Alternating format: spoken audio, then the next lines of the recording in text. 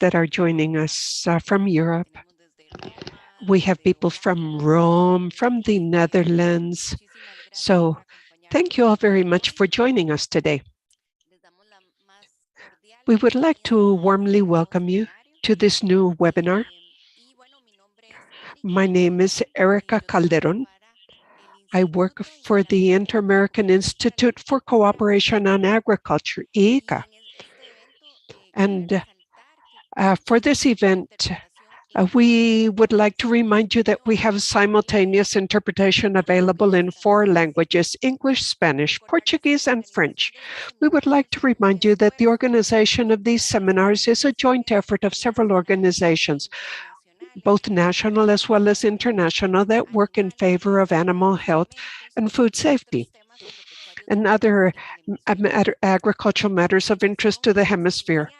We will start with the inauguration of our event today with a few opening remarks by our Director of Animal Health and Food Safety, Ana Marisa Cordero. Go ahead.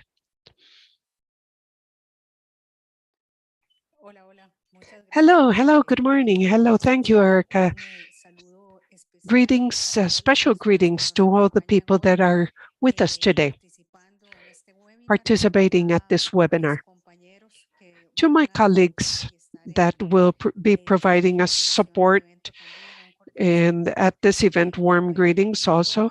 As Erica commented, this is a new event in our series on capacity building in matters related to prevention and control of African swine fever, to strengthen technical capacities within the public and private sectors and exchange experiences, and above all, to learn one from another on how locally and regionally we can work on preventing swine fever and how we can form partnerships and learn from other experiences that may help us strengthen our capacity and strengthen our partnerships also with the private sector and with academia. I would just like to wish you the best at this webinar today. And I would like to urge you to pose questions, to make comments, because this is certainly a way in which we can all learn and we can become stronger as a network and as a team. Thank you very much, and I wish you the best. Thank you, Erica. Thank you, Ana Marisa. Continuing with the inauguration, we will hear some opening remarks by Dr. Edgar, Animal Health Officer, and carries the Secretariat of CaribVET. Go ahead, please. Good morning, good afternoon to everybody. I'm very pleased here to represent CaribVET. CaribVET, which is the network for animal and veterinary public health in the Caribbean, and aiming at improving knowledge on surveillance, control of animal diseases in the region. And as part of CaribVET, we are part of this interagency group under the umbrella of GFTADS, working on this preparation of webinars in order to prepare the region for ASF. And I'm very pleased, particularly today, to have this webinar on legislative mechanisms and experiences in regulatory framework in preparing prevention and response measures against ASF, because it will be the occasion of hearing some general statements that will be presented by our colleagues from FAO, and also from other countries in the region, their experience, particularly from Chile, and other colleagues from CaribVET, the CENSA, with our colleague Dr. Pastor Alfonso, as well as our colleagues from Netherlands, because as you may know, we've got some territories belonging to Netherlands in Caribbean, and it will be very enlightening to hear about their experience regarding legislation and how to apply legislation on overseas territories. So I wish you all a very fruitful webinar, and don't hesitate, as said before, to ask all your questions at the end of this webinar. Thank you very much.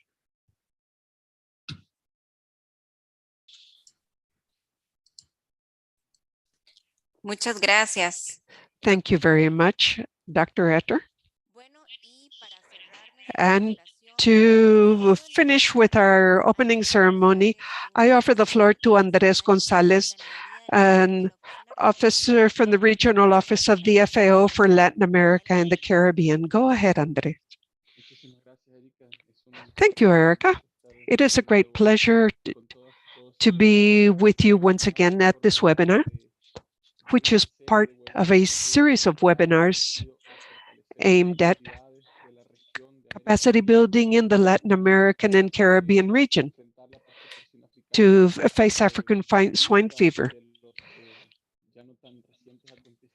In view of the appearance of African swine fever in our region, maybe about a year ago,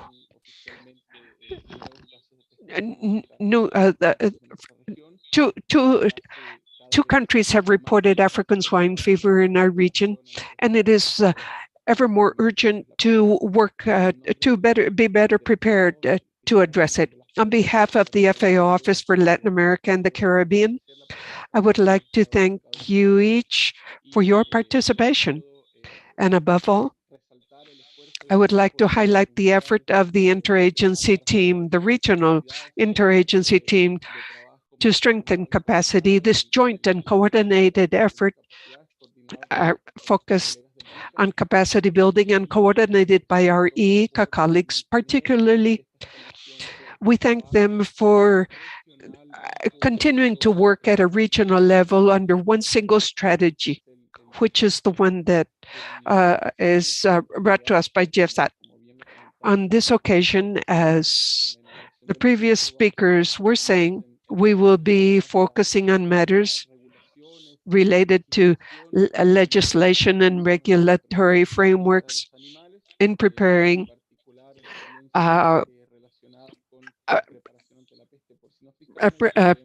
prevention and response measures. We have some experiences, we have frameworks as international organizations, but we want the official veterinary services in the region to share their experiences in creating the regulatory frameworks to prevent cross-border diseases. In ending, I would like to wish you a very fruitful webinar, and here we are continuing to collaborate with this type of activity. Thank you so very much, and I wish you all a very good webinar. Thank you. Thank you, Andres. So with this, we have officially opened our webinar for the day. I repeat, this is an initiative under the umbrella of GFTADS by a group of regional organizations as well as international. Among these, we are under the responsibility and leadership of IICA, and we have the Caribbean, CAFSA, OIE, FAO, CVP, USDA, OIRSA, COPEG, and I believe I forgot someone, excuse me. This is the group that meets weekly to organize and carry out all these webinars aimed at preparation and prevention of African swine fever.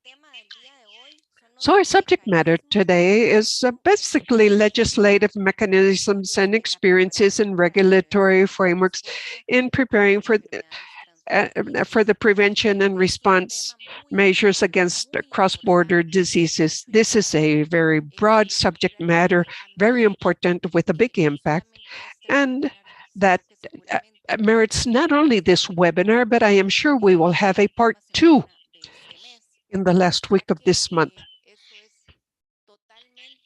since this is mandatory to be better prepared in the event of an emergency, not only African swine fever. Today, we will hear expert voices. First of all, Carmen Boulon from the FAO will be speaking. Dr. Hugo Araya from the Director of the Animal Health Division of SACCHISE, Dr. Pastor Alfonso from the CaribVET, and lastly, Christine Bruges and Anne-Marie Bouma from the Netherlands. To begin with the day and not take any more time, because we do have a significant difference in time schedule with our experts, I would like to introduce Dr. Carmen Boulon. She is an attorney at law with a master's in international law in the European Union and a PhD in international trade. Before joining the FAO, she worked at the Department of International Affairs and Community Law of the Public Administration in the Autonomous Community of Galicia. For 16 years now, she has been a legal expert at the Unit for the Development of the FAO, where she is responsible for matters related to animal health and plant health, food safety, and agricultural production, and focusing on One Health. She has worked in more than 50 countries and different regional organizations supporting the development of legislation and capacity building in legal matters related to agriculture and food. Dr. Boulon today will refer to the elements for animal health legislation.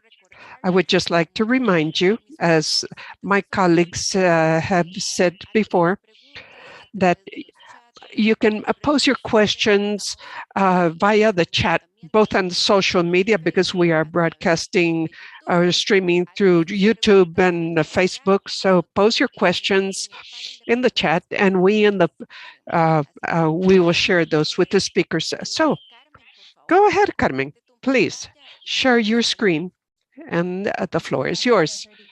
Thank you very much, Erica. For me, it is truly a pleasure to be with all of you today.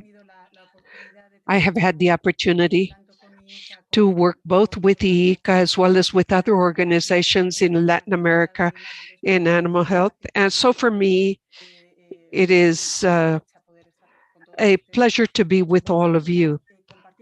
I will try to share with you some of the experience we have had in developing a legislation in the animal health area, focusing particularly on African swine fever. For me, it is very important for this to be entertaining enough to make it interesting to people that do not have legal training. So I apologize, perhaps what I say will sound very dry and arid, but I will be here to answer any question you may have. With Erica, we have been working hard on defining how to make this as interesting as possible to show this to you today. We will go through some elements very quickly, and I hope this can serve as a general idea of how we work and what we do. I am sure there will be many questions, but here we are to try to respond and continue to collaborate. Please confirm if you can see my slide on the screen. Is it on presentation mode? Yes, very well, Carmen. Okay, so what I will try to do is, first of all, explain why the legislation for animal health and production is so important. Having a good law, good regulation is basic. The international framework of reference in the subject matter. We will also talk about the main elements to bear in mind when developing standards for the prevention and control of ASF. And I will end with with an example of how we work on developing our standards at a regional level.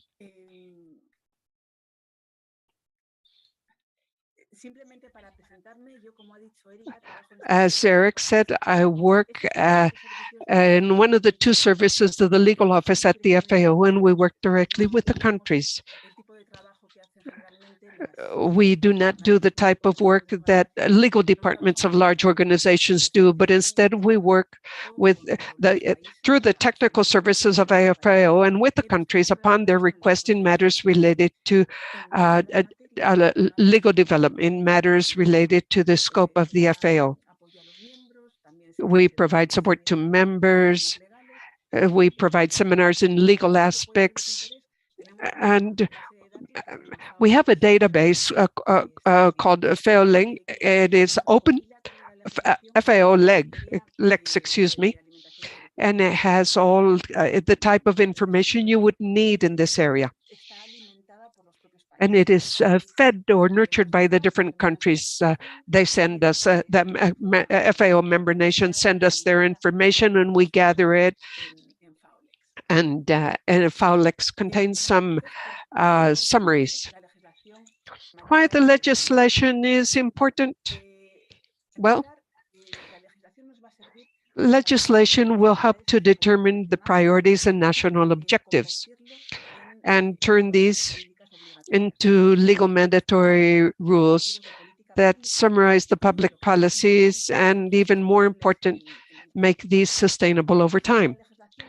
Legislation is necessary, for example, to designate competent authorities, since as public entities, there are certain competencies in legislation are not recognized and they cannot exercise certain powers.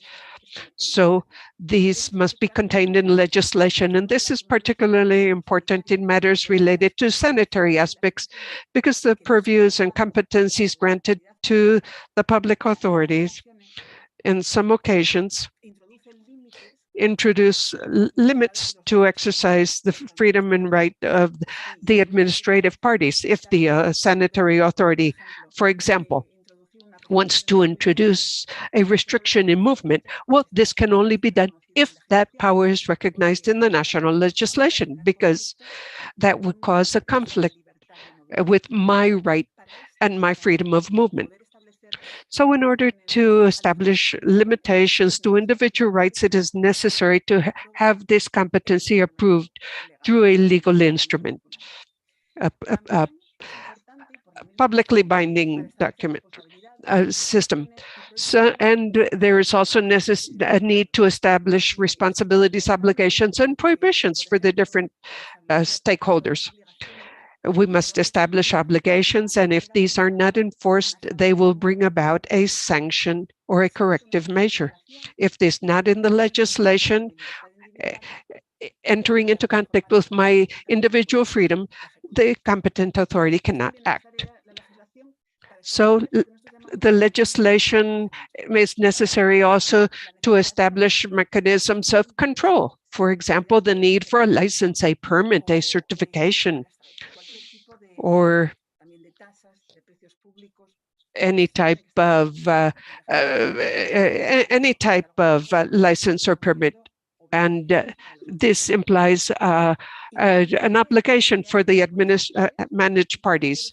And also another important element is to ensure we create a body of inspectors and give them the necessary powers to ensure enforcement. Inspectors will have very broad powers, including the power to enter into private property, take samples, even confiscate or even slaughter animals and these are elements that may affect the individual property. And these are principles that are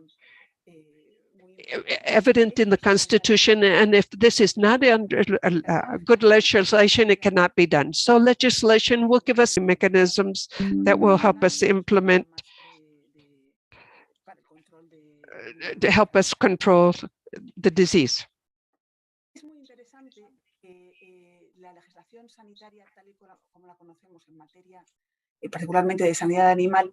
This regulation, just as we know it, it's influenced by these international property rights, and this is because we have disagreements between the International Organization of Commerce, which established the framework to establish the free trade of goods, including trade of animals and animal origin food.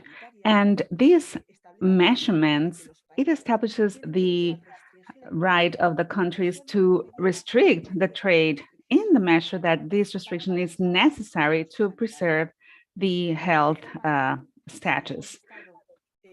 It means that if a country cannot prove that a restrictive measure of trade, for example, to import certain products or animals, if it's not a good and solid framework based on really good practices, these will not be aligned to the articles of the OTC. And to prove that these sanitary measures are, are valid, the countries can do something. They can prove it scientifically, or they can incorporate in their legislation the standards of international organizations of reference. And in the case of the agreement of health measures, this agreement establishes by itself which are these points of reference internationally. And this is basically talking about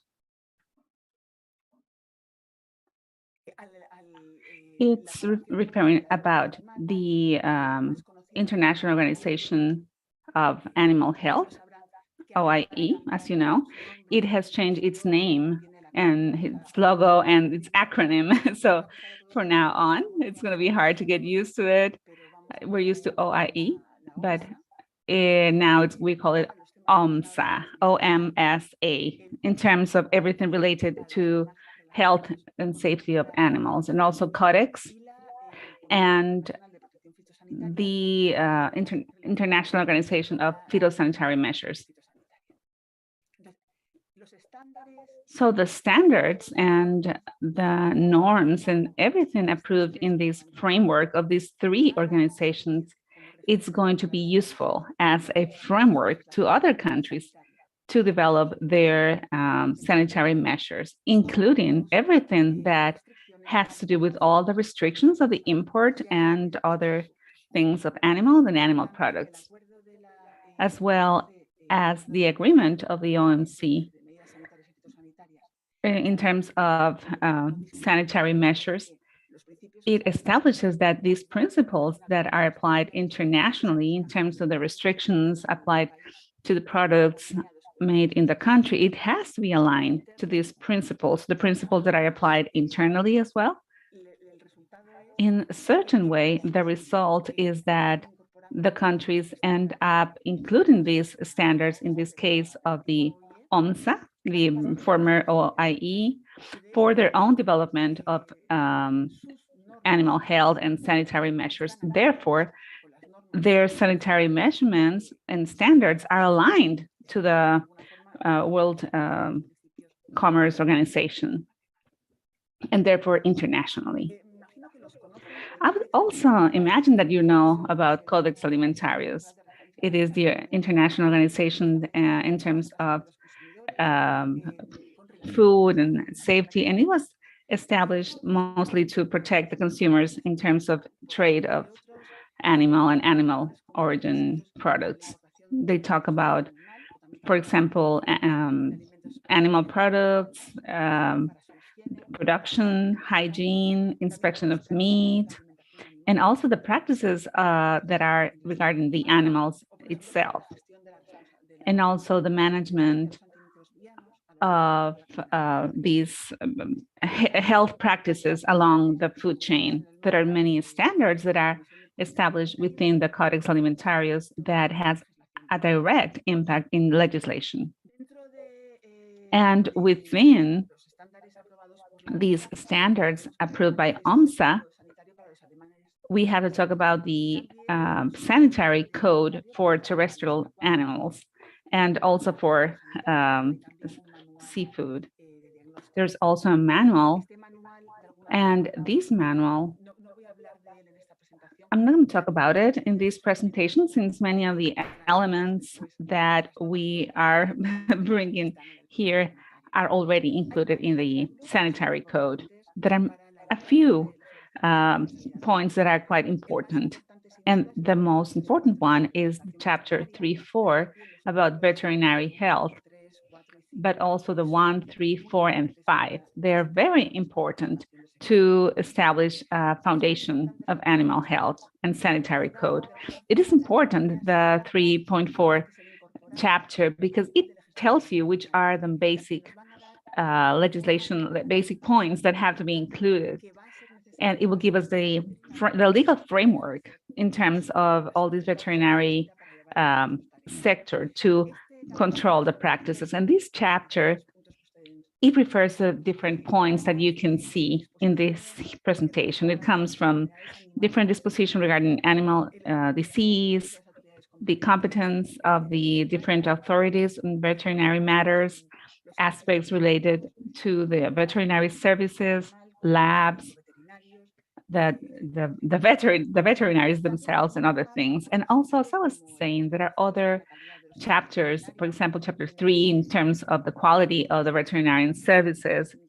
It talks about how this veterinary authority has to be composed, or chapter number 4, the prevention and control of disease, for example. It gives recommendations about the prevention and control of disease that are easily transmitted, and also traceability of these animals. Or number 5, which talks about trade measures, import and export, and regulation of import and export of animals and subproducts. So now we're moving to the elements to create specific norms for the prevention and control of the American swine fever.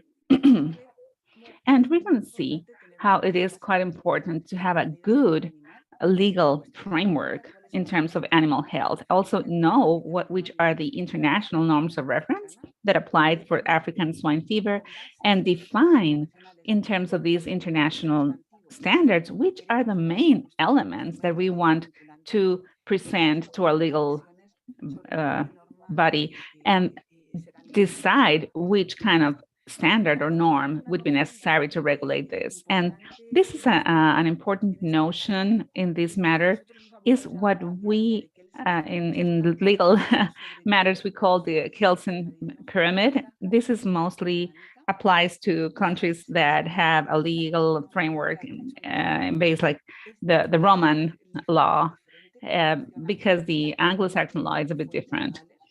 But what basically I wanted to inform here is that in our judicial system, Roman law, the principle is that legislation is like a pyramid where we have the basic rights and the basic principles that are recognized in the Constitution. And then we have the international treaties, and we have primary laws. And these functions as an umbrella to all other norms that are secondary norms. And in every country has a different name, for example, decrees, laws, etc. And because of this principle of the Kelsen's pyramid, we need that a function is approved in the parliament, so that then afterwards I can incorporate that in a norm. And if I don't have this, at least un reglamento nunca va a poder entrar a detallarla, porque le falta el paraguas, el ancla, en la cual basarse para establecer las normas de desarrollo. Es por esto que las leyes generalmente introducen provisiones bastante generales, sobre todo porque es muy difícil cambiarlas, y después las normas más específicas están recogidas en normas jurídicas de un nivel inferior. Esto va are gathered in a lower level, and this works mostly for national legislation. our colleagues from Holland, they probably will be referring to other different organization, and the legal framework might be pretty different. But in terms of national legislation, which is what we're going to be talking about today, in principle, the general norms are acknowledged in the Parliament, and the regulations and other development machinery and instruments fall underneath this. And why is it important that this has to be normalized? That's because it is more flexible and it could be adapted easier in the evolution of international standards. Normally, in terms of animal health laws, which is this chapter 3.4 that we were talking about, it has the elements that you can see here, mostly in terms of sanitary topics. It is important, as I was saying before, the designation of the veterinary authority, the veterinary chief, and also an inspection body. Everything that has to do with institutionality has to be represented here primarily in the Parliament. And the wider aspects that the dispositions that this organization will do, for example, approve the epidemiological problems, eradication of disease, and all these things. This is also an aspect that we will find in this primary level, the ability to approve sanitary measures, mostly when these measures will be in conflict with individual law. So within these measures, one of them, an important one, is the obligatory sacrifice, and also in the terms of compensation that has to be recognized at the law level. And then in terms of quarantine and different measures that could restrict the freedom and movement of the animal, and therefore the measures of the producers, the import and export measures, and the emergency measures and guidelines. These are some of the key things that we need to have acknowledged at the Parliament level. Sometimes the primary laws include some aspects that belong to what we call the animal production. So some aspects that maybe they are not present in the animal legislation because they are present in other laws. For example, the veterinary standards, they are underneath a different one. For example, medicine and the use of medicine. And sometimes veterinaries are legislated by those laws that has to do with their profession. So these aspects, for sure, in terms of, mostly in terms of what could generate restrictions for the freedom of the public freedom, it's really important that would be acknowledged in here. And as we were talking about, one of the most important ones is the competent authority. It is one of the most important articles that a law could have, and it really questions us, saying, is there a competent veterinary authority? Does it have competence to adopt all the sanitary measurements for all the animal species in all the national territory? So the OIE supports the topic of chain of command. And this is a conflict that has to do with any sanitary measurements. It also applies to other standards and animal health and food safety, and also about the veterinary authority. And what's behind that chain of command is that the entities will move even if they don't have the they will move regardless they have this restriction of movement or not. Therefore, taking all this decision has to be quick and efficient. And that's when we have this chain of command in which the the veterinary authority would need to have this power to take these decisions. And this apply to all type of animals.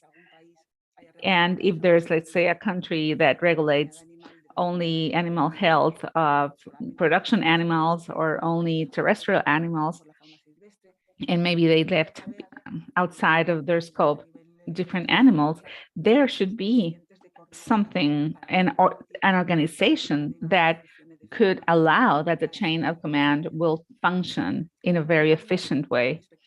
And also in terms of veterinary inspectors, do they, we need to make sure, are they acknowledged by the parliament? Do they have the proper authority to implement the sanitary measures to contain a disease? The international standards of reference is based mostly on the sanitary code for terrestrial animals of the OMSA. We're talking about the PPA.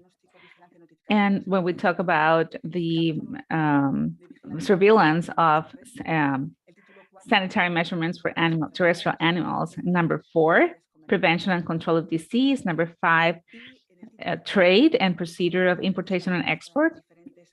And then the title, or the chapter 15, which talks about the infection of the virus of the African swine fever. So what we're going to try to do now, it's to bring some of these key elements.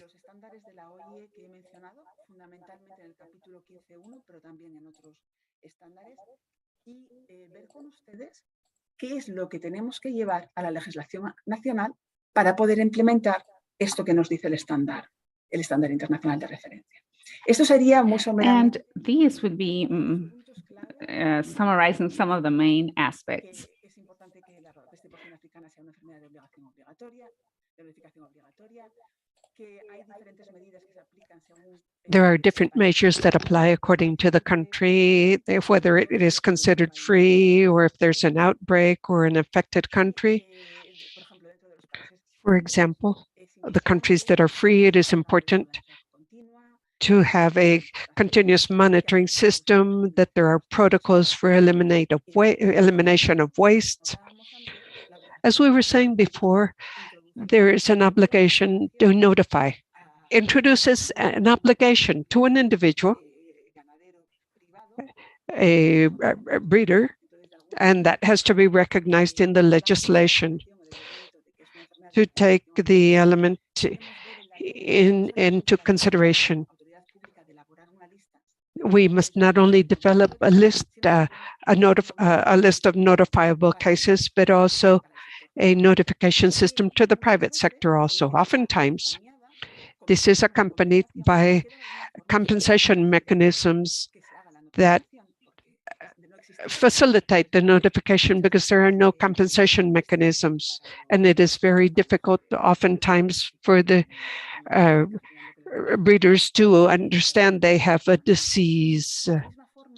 So it is also important for the legislation to include the powers of the veterinary authority, amongst others, to develop epidemiological surveillance programs and control compliance, establish requirements and control their implementation and the exportation certification. In the same manner, the veterinary authorities have to have the power to order sanitary slaughtering and destroy waste according to certain protocols and ensure that the private sector complies with those protocols, enforce sanitary measures according to their phytosanitary status. Other key elements of Chapter 15.1 is to define the sensitive population. For example, all varieties of sus scrofa, both domestic as well as wild, including obviously ticks as a vector of this disease. So in our legislation, we must wonder or ask, the animal health law that we have that will serve to regulate African swine fever, does it also include wild animals? If not, do we have a mechanism to have develop an inventory and coordinate with the competent authorities and do an inventory of the animals or implement sanitary measures? And the same with the different sectors. Do they have the competencies to establish surveillance programs that consider the different vectors and any dissection that could be needed to eliminate these? Chapter 15.1 also mentions how the disease is transmitted. It says there is direct transmission or indirect through blood, tissue, and excreta. So legislation must cover all those products that can one way or another transmit the infection, so that our legislation must pay attention not only to the importation of live animals or similar elements, but any biological product, tissue, blood, materials, breeding materials, recovered animals, etc. This one way or another will have to be covered in our legislation in order to face all those pathways of transmission.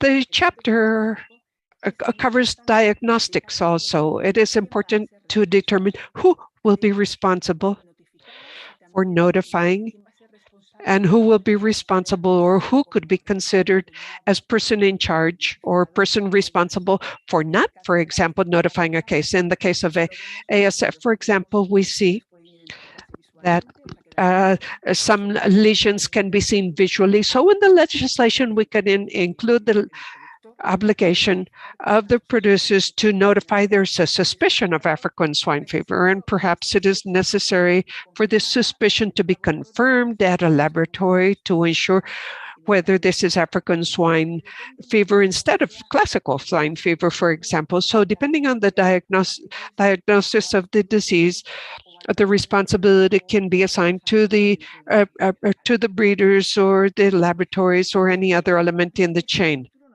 This chapter also determines the criteria to determine phytosanitary status of a country's zone or compartment. So, for example, one element is whether there are awareness programs that foster declaring clinical signals. So here we can wonder, is there an article that talks about a compensation? If there is no compensation mechanisms, we cannot foster declaring these clinical signals. Obviously, as humans, people would like to hide these cases because that will have an economic impact on them if they report it. The authority must be aware of all the herds and have authority over them. They must be able to control and carry a record of these farms. They must be aware of the different wild and feral populations also. They must also inform if there's a legal mechanism to sustainably ensure coordination with the responsible authorities or the authorities responsible for natural areas. And there must be a surveillance program that considers all susceptible species and potential reservoirs.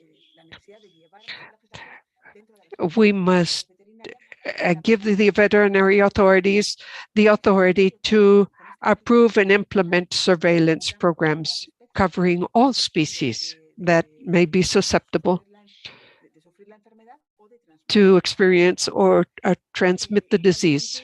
And also, we must be able to apply biosecurity and separation measures for captive animals. Here we have the obligation for the operators. They must implement security measures and follow a series of recommendations from the veterinary authorities. As to importation requirements, It is very important that our legislation include the power of the veterinary authorities to approve the importation of individuals, and that to ensure that there are necessary controls at borders to ensure compliance with these measures. And even more things.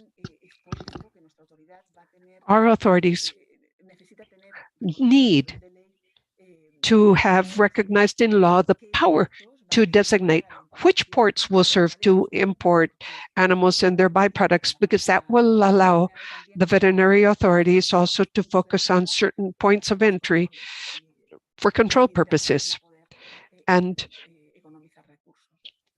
save some resources. In fact, in the same manner, all the part that has to do with surveillance, the surveillance program that is reflected in Chapter 1.4, and we have the sanitary surveillance. There must be an early warning system for all relevant species, implement importation measures, see how to monitor active surveillance programs in each country. These are all measures that we have seen must be one way or another recognized, knowing that the veterinary authority needs to have these powers through legally binding instruments. So in summary, what are the substantive elements that require legislation? Through the relevant chapters for African swine fever and the OIE standards. Well, first of all, designation of the veterinary authority. They must have the purview in animal health for all species, as well as wild species, or must have an efficient coordination system with the authorities responsible for wildlife.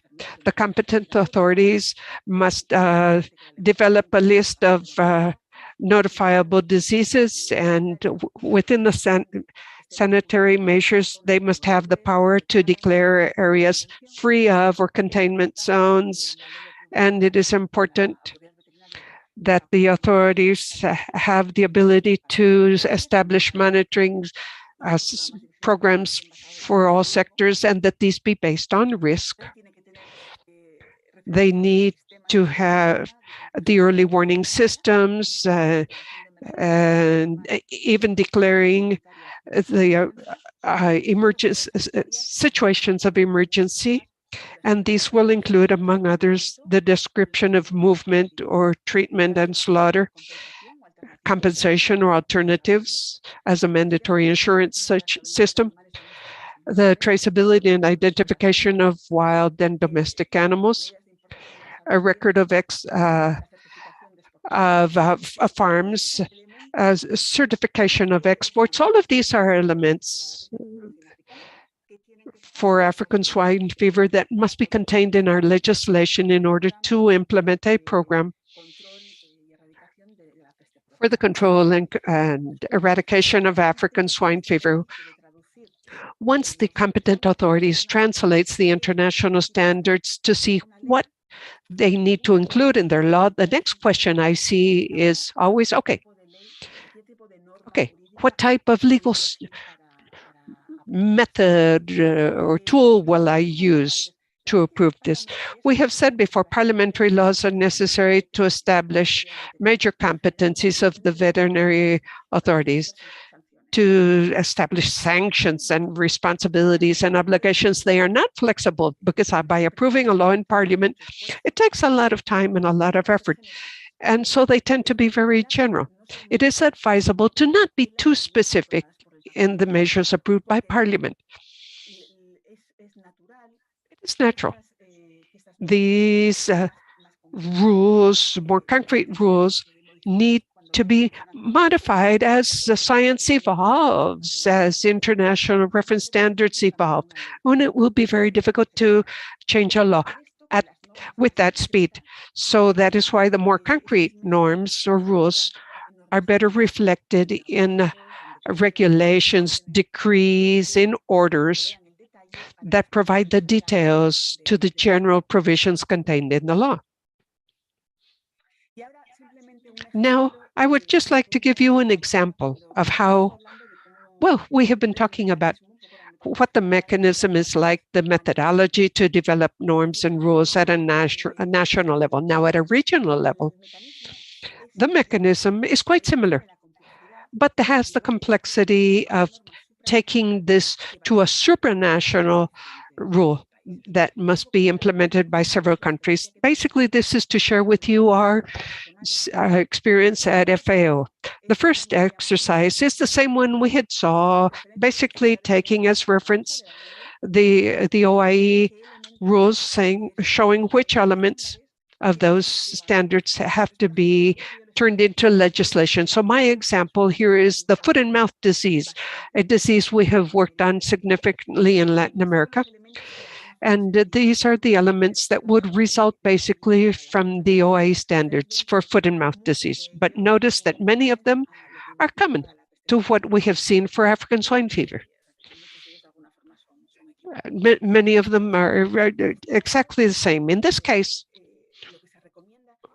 what is recommended is to analyze the different regulatory elements. We have seen them in the previous slide and how they are regulated at a national level. So here I have two examples. Here we can see the legislation for epidemiological surveillance and the plan for alert and emergencies. We can see the plan at a regional level and in each one of the countries. And we can see how the different regulatory elements coming from the international reference standard are regulated nationally. For example, we see in epidemiological surveillance, we see that one of the countries in this hypothetical region has not reported the approval of reporting positive or suspicious cases. So we must introduce a strong obligation in the obligation to notify. And these are obligations that the countries already have incorporated in their national legislation, and it will make it much easier to harmonize and implement. There are other aspects that are not reflected in national legislation. So it is necessary to work to ensure that these are incorporated into national legislation. The way this will be included in national legislation will depend on the legislative capacity of the region that we are working with. In a region where there is a direct enforcement of regional legislation, and this trickles down nationally, as is the case of the European Union or the Andean community in South America, the national legislation will be taken directly from the regional legislation. So the countries need to implement new regional legislation into their national legislation. In the regional, when regional legislations need to be incorporated in national legislation through a national norm or rule, the regional organization will have to define whether this will be developed as an obligation or in a much easier way, a softer way, so that all countries can move along together. This is basically the methodology that we use to support the development of regional rules. And in very summarized manner, this is what I wanted to share with you. I know I have gone way over my time. I am sorry for that, but I am at your service for further explanations. Thank you very much, Carmen. I believe this is a subject matter which is extremely important to be very clear. This is the foundation. This is the starting point. Most of us that are here are veterinarians, and oftentimes we do not have this expertise. So that is precisely why we wanted to elaborate on this subject matter. You have covered it very well, Carmen. I believe it is very clear. And we will resort to more of your experience at the next event. Thank you very much for your excellent presentation. Before I introduce our next speaker, I would like to highlight that we have the presence of Brazil and some colleagues from CVP with Mexico, Ecuador, Peru, Panama, Costa Rica, Uruguay, and Nicaragua. So I invite you all to, in the chat, list the countries you are representing here. To continue with our next presentation, allow me to introduce Dr. Hugo Araya Deli. He is a veterinarian from the University of Concepcion, Chile, with a diploma in emerging disease and in re-emerging diseases at the University of Chile. He began his professional career at the Undersecretary of Public Health of Chile as head of the office in the commune of Los Vilos. Then he joined the Agricultural and Livestock Service as a veterinarian official inspector at processing plants in the region of Valparaiso. In 2013, he takes over as regional export inspector, and he was responsible for facing two outbreaks of avian influenza, low pathogenicity, and was appointed head of the campaign to control and eradicate avian influenza H7N3 in 2019. Currently, he is National Head of Animal Health at the Animal Health Division. Dr. Araya today will talk about Chile's experience in its legislation for cross-boundary diseases. Go ahead, Dr. Araya, the floor is yours.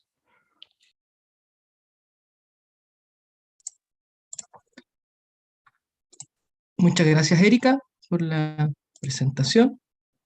Muy buenas tardes desde Chile a todos. Voy a proyectar. ¿Me confirman, por favor, si se ve? ¿Y si me Hello, escuchan? everybody. Can you hear me? We can hear you very well. Thank you. But the presentation we are not able to see yet. Okay, something's happening here.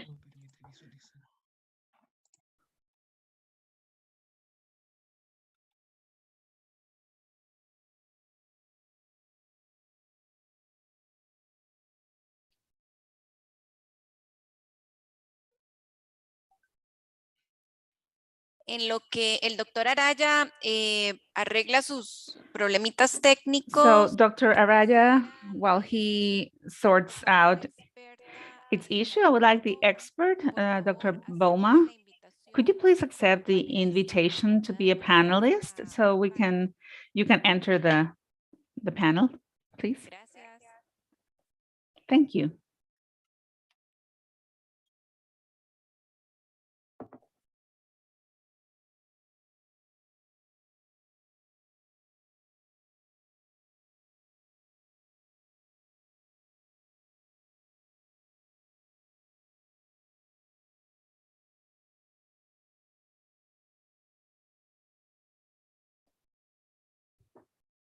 Doctor Hugo.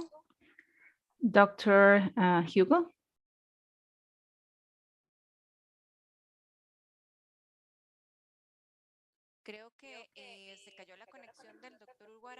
I think we lost the connection of Hugo Araya. So what we're going to do is in order to continue with the agenda, especially considering people that are in other continents, we want to move a little bit forward. Oh, here is Hugo.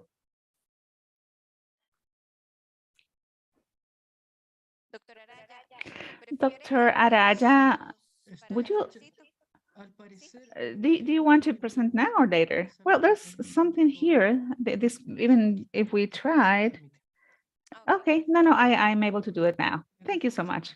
Can you confirm if you can see this, please? Yes, we are able to see it. Thank you. forma de Okay, presentar. thank you so much. That's the now it looks like a presentation. Thank you. So once again, first of all, I would like to thank you for inviting me to invite Chile.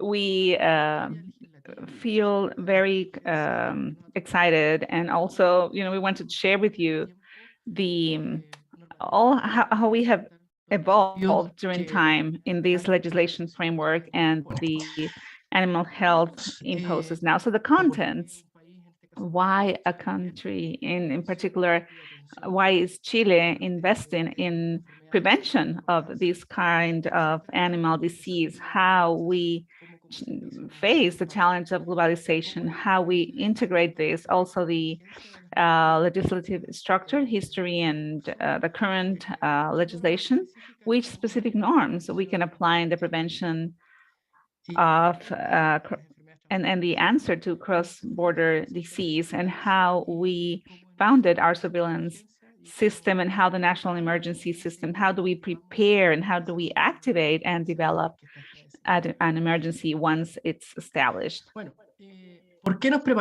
So why do we prepare, and why do countries spend money? And in terms of ourselves, why does Chile decided to invest its resources to face a disease like the African swine fever? Today, if you take a picture of how many porks we have in Chile, we have 2.9 million.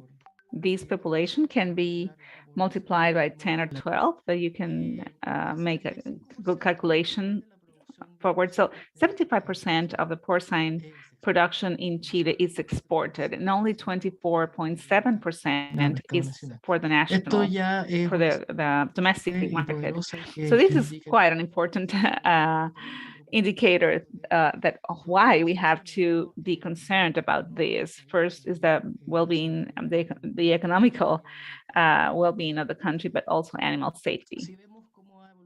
And if we see here how the meat production in Chile has evolved, so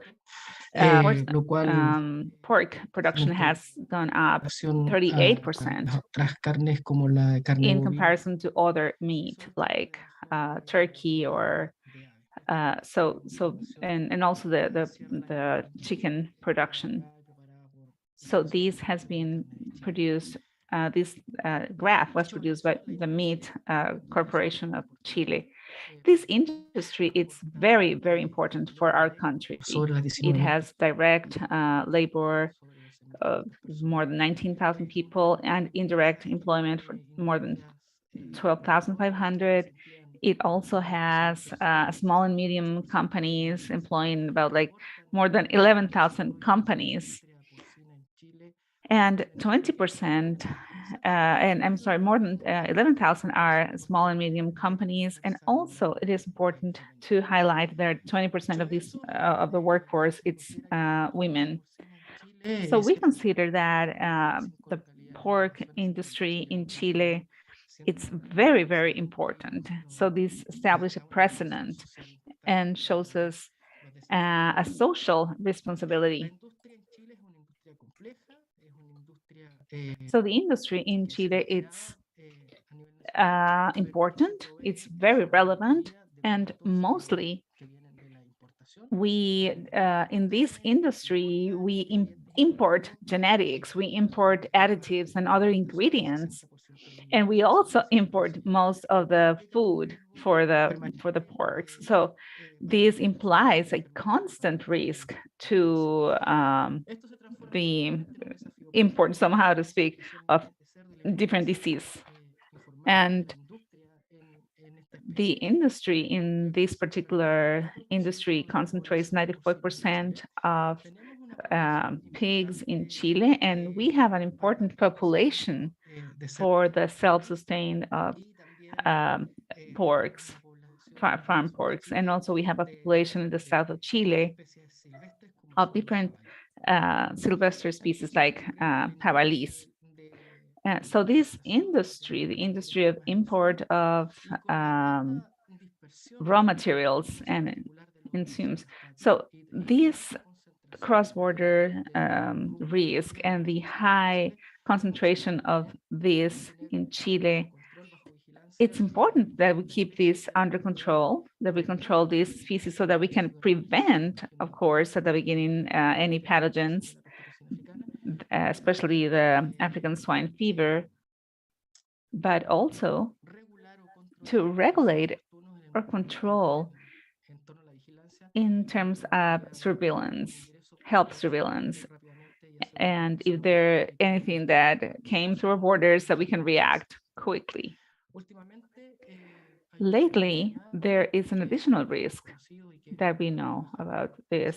Everybody knows about this, and it has to do with globalization that increase the challenges of veterinary services in terms of control and prevention of diseases entering the country.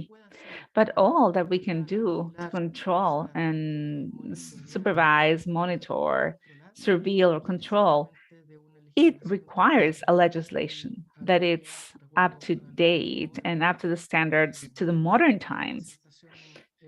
The presentation that the Dr. Abuñón made, it's fabulous, and it's going to help me to speed up a little bit the things that I want to mention to you. So the legal structure of animal health in Chile, it's based on two powers of the state. The executive power, where the president is the leader, of course, and the legislative power, which is led by the Congress.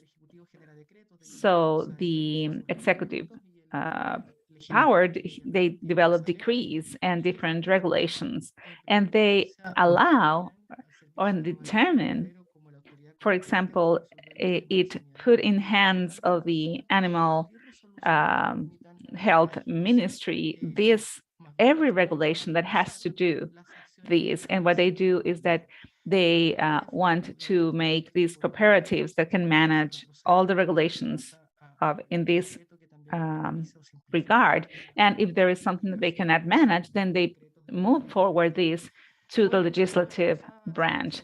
So what has been put in hands of the legislative power? So it's the control and eradication of diseases. So to be consequent, we have to think of the legal history and the successes and the failures. We have to think of the history and the vision that the authorities had in last century, when in 1918 they developed a sanitary code. They presented a strategy of animal control, putting in place a we can call it like food and health police. And then in 1924 we established a concept something that is similar that we use. This term, the sanitary code back then incorporated three main aspects: the animal health,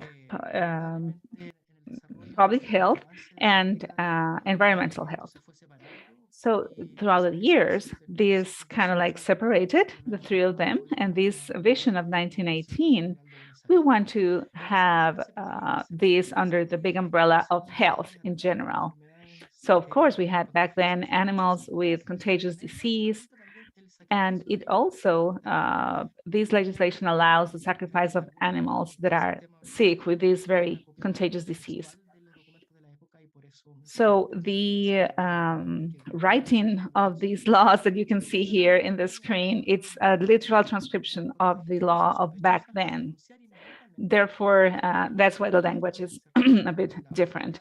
But basically, they established that as soon as somebody knows about any disease, they have to tell the authorities, and they had to quarantine the animals. And finally, the 113 article, it means that the president will decide which are the disease, and we can actually compare this to the current decrees and the measurements of isolation of the animals. In 1924, We established norms about the free transit of the animals within our territory. In 1925, there is a decree that established the sanitary measures of livestock that was determined by the President of the Republic. And then we also established something called Consejo de Episodias. And we established which are the different measures.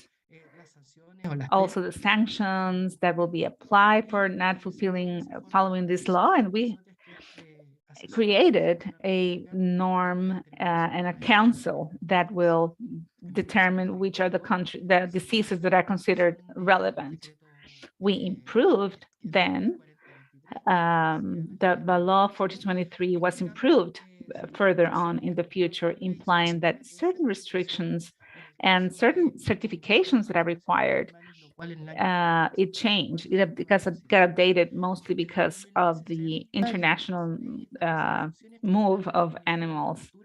And then 1932, the Ministry of Agriculture was in charge of these. I'm sorry, back then didn't have then, but then the Ministry of Agriculture was mostly focused on improving and promoting the production. And this is complemented in 1962 with the law of agricultural reform, which authorizes the President of the Republic to harmonize everything that has to do with animal protection and animal health and free transit of animals. And then that's when we started consolidating everything in one norm, which has been the base for every single norm that we currently have. So in 1963, as we have mentioned before, we started to make this operational, and we started to put in practice this agricultural reform, establishing which are the legal disposition, the protection, and the free transit. And here, we can start defining several of the roles which will provide the official veterinary authority, for example. So this is also determined by the President of the country, and this they put this in hands of the Ministry of Agriculture, and they started keeping registries of production. And then the first title here that you can see on the right, you can see the protection of the animal health and the different measures. So in 1967, the President Frey, he evaluated the condition of the health and sanitary forms before, and he decided to make an update, and he creates a new agricultural reform to facilitate the previous norms. And also he modernizes the system, generated a administrative transformation, abolishing the agriculture and fishery authorization, which has more in focus to production, and creates something different that it's interesting, because this norm, for example, is more focused in animal production. And this norm was the 16th of July of 1967, which happens to be my birthday, actually. So this is interesting for me. So the Article 136 of that law, 236, sorry, established that the organization in charge of animal health and control of animal food, it's the Ministry of Agriculture. And this has to do with that Dr. Boulon mentioned, that there has to be a competent authority to do these actions, everything that has to do with animal protection. So through this law, the Service of Agricultural and Livestock was the competent authority. So back then, they started inspecting every transportation media, planes, trains, everything, and international trade. They started regulating everything, fertilizers and everything that comes into the country. So it's not just a matter of just give the authority to a specific organization, but you have to give them the faculty also to the people that work for that organization so that they can do their job properly. So in 1967, they determined that people that work for these organizations, they had to inspect the transit of merchandises whenever it's needed. Then further on in 1989, we had the law 18775, and this came to be the valid law in that matter. And these brought a lot of clarity in terms of authority and the different goals of this organization, mostly stating that our role is the protection of animal health and the increase of animal health and the increase of production as well. So these allowed us to put in practice these laws and put a surveillance measure and adopt measures to avoid the introduction of diseases that can affect animal health and determine measures that could be adopted to prevent, control, and eradicate specific diseases that are controlled obligatory, and also to propose different norms and regulations to fulfill the objectives of this organization, which was also aligned to this organization. And for us to be able to execute different actions and different norms, we need to have the legislative framework to do it. In this case, is this law that I'm introducing here right now. You can see in the screen. So additionally, the law, these decrees that are created by the executive power, we have a few regulations. And this has to do with the pharmaceutical production, then food for animals, and then the other decree, the last decree, that has to do with trade fairs of animals. And then here we see another decree that is normally modified pretty often, that modifies other decrees. It establishes which are the diseases that are regulated by these laws. So this is quite important because we can execute the different actions. So this is better for us.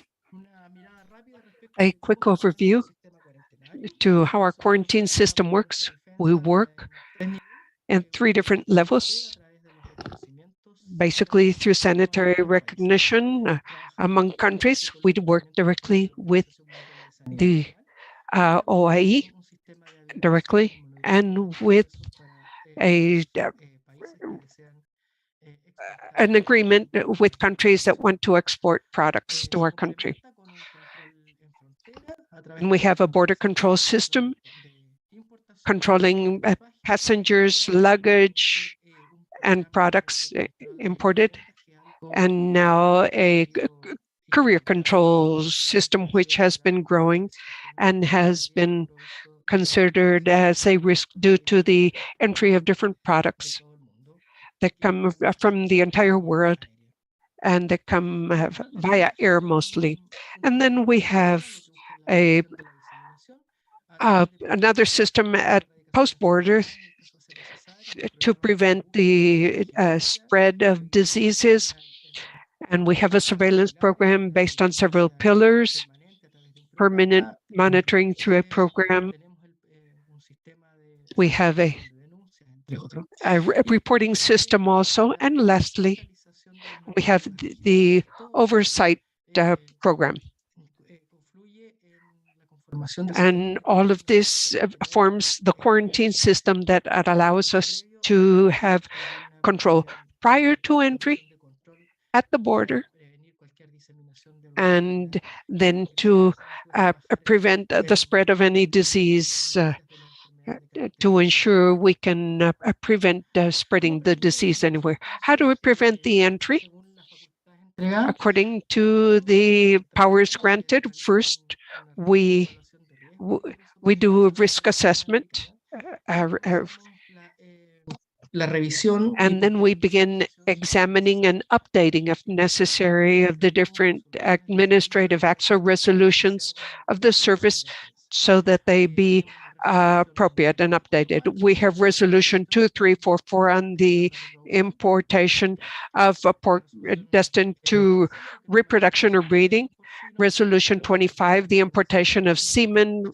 Resolution 9604 for the importation of ovules, oocytes, and embryos of pork. 3397, the importation of cold or frozen pork beef. And the last one I could not read, I'm sorry. And we have another rule on the importation of processed beef products, of pork tripes, of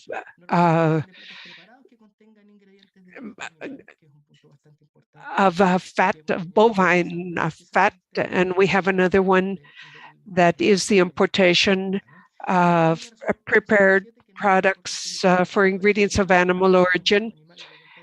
And then we have the resolution 107 that has to do with animals of company and allowing us to examine luggage and in means of transportation to avoid the risk of entry of diseases. How do we prepare ourselves? Well, to summarize, to start wrapping up, we have the legal preparation, administrative preparation, and the technical preparation. First, we have under the legal preparation, we have the list of diseases. We review our regulations and our norms permanently to adjust the resolutions as appropriate and applying the controls according to international evolution. And we work in line with the World Trade Organization also, and we have, if necessary, we have a delegation of powers provided in law 18775. The administrative preparation has to do with the prior selection of our staff.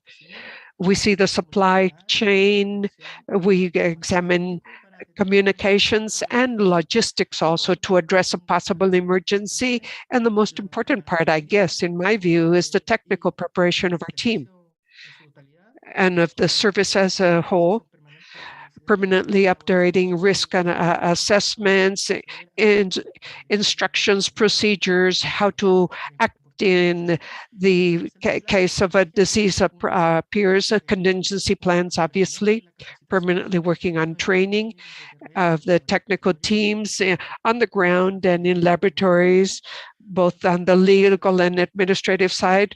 We examine the markets and we strengthen diagnostic capabilities, as we heard the previous speaker mention. All of this we work on through simulations or drills to examine documentation and paperwork. And we basically, these drills basically are an exercise to examine our ability to address an emergency should it appear. How does our emergency system become activated? Well, by three means. First, the report itself, a report or a complaint by a veterinarian, or a private veterinarian, or a public veterinarian, someone from the pork industry, or through surveillance, pre-established through an annual surveillance program, either serological or clinical, depending, or also molecular. And we have implemented a zero reporting system that means permanent communication through digital means with the different elements of the industry, the different stakeholders, and the service officers that report clinical findings and the herds they are inspecting. This is reported locally, and the first measures are restriction of movement or a pre-diagnostic quarantine awaiting for the results of the sampling. The report is recorded, and then there's an epidemiological survey, and biocontention measures are taken. The samples taken by the Agricultural and Livestock Service are carried out by a laboratory, an official laboratory, through a serological and molecular analyses, as well as sequencing. And this helps us define cases. Results may be positive or negative. If positive, the national emergency system becomes activated, and this is established through an organic resolution in the Ministry of Agriculture. Should we suspect or should we confirm the presence of African swine fever? This is already considered in our list of mandatory reporting or notifiable diseases, and we have this list that with all the actions that we are allowed to take by law. Law 18775 of 1899 allows us to directly or indirectly take action, coordinate actions destined to control and eradicate diseases. This is what we do. Open brackets. There is a sequence of administrative acts listed here. In this example I am showing here is the administrative evidence of the cases we have had. In this case, it was an outbreak of avian influenza. This is just to serve as an example. So the first thing we do is determine the presence of the diseases, and then we decide to sacrifice through this resolution. This specific one we are seeing is due to avian influenza, but it shows the whole process and how it applies in a given sector. Immediately thereafter, there is a quarantine system implemented, and these are delegated according to the current legislation to streamline the implementation of any action. After that, through a resolution, the director declares the sanitary emergency with two objectives: one, to establish the chain of command to exercise control and eradication, and also assign resources for this to be carried out. And after all the evaluations, they declare the area and they establish the measures for sanitary control, and we can take all actions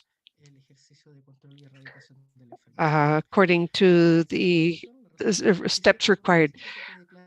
Here we have Resolution 97.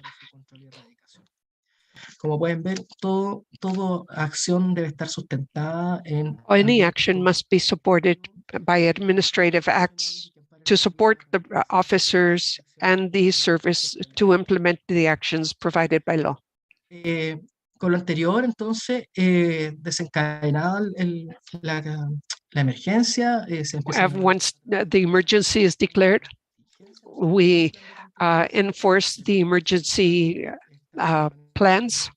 This one is for the African swine fever. We are currently updating our document with the participation of stakeholders, both from the service itself as well as from the private sector.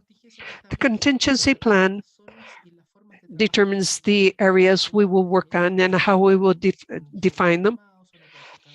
The areas of surveillance, areas of containment, and free zones. And this is the table of content here with the definition of cases, the sanitary measures for areas that have been confirmed or that are suspicious. What will happen with means of transportation for these animals? Now, the administrative actions that are open at some point in time must be closed, obviously, derogated. So once a case is declared, closed or there is no longer molecular existence of the disease, the measure is lifted through a resolution annulling the previous one. This is Resolution 577 in this case, issued by the regional director. And lastly, the national director declares the disease controlled and eradicated through a resolution also declaring the country free of whatever disease that it has been under control or eradicated. The national director also notifies the recovery of status for its recognition by the international entity. All these regulations that I have just explained have allowed us to make significant achievements. The velogenic Newcastle disease was eradicated in 1975. We see a 1981 with the foot and mouth disease also. Unfortunately, in the next case that says 1991, this is the equine infectious anemia. We had a new case in 2019. We have the case of classical swine fever in 1998. And we are a free country as of 2002 with free of highly pathogenic avian influenza. And we have the bovine spongiform encephalopathy as negligible risk in 2009. As I said during the presentation, this started in the last century when we started working on animal health in the country. And the same exercise, the same regulations allowed us to eradicate low pathogenicity avian influenza in 2017 and 2020 for our turkey productive system. This is my presentation. I hope I have been able to explain how, as a country, we have been working to eradicate and control diseases. Thank you so very much, Dr. Araya. Very interesting presentation. Thank you for sharing with us your experience in Chile. Well, with this, we will have a minor change due to the time difference we have with the Netherlands. We will now allow Dr. Anne-Marie Boma and Christian Bruch to make their presentation now. If there are no problems, Pastor, I hope you are not in a hurry if we leave you to the end. Excuse me? No, ladies first. It is a pleasure to let them go first. Wonderful, wonderful, Pastor. Thank you so very much. Allow me to introduce the doctors.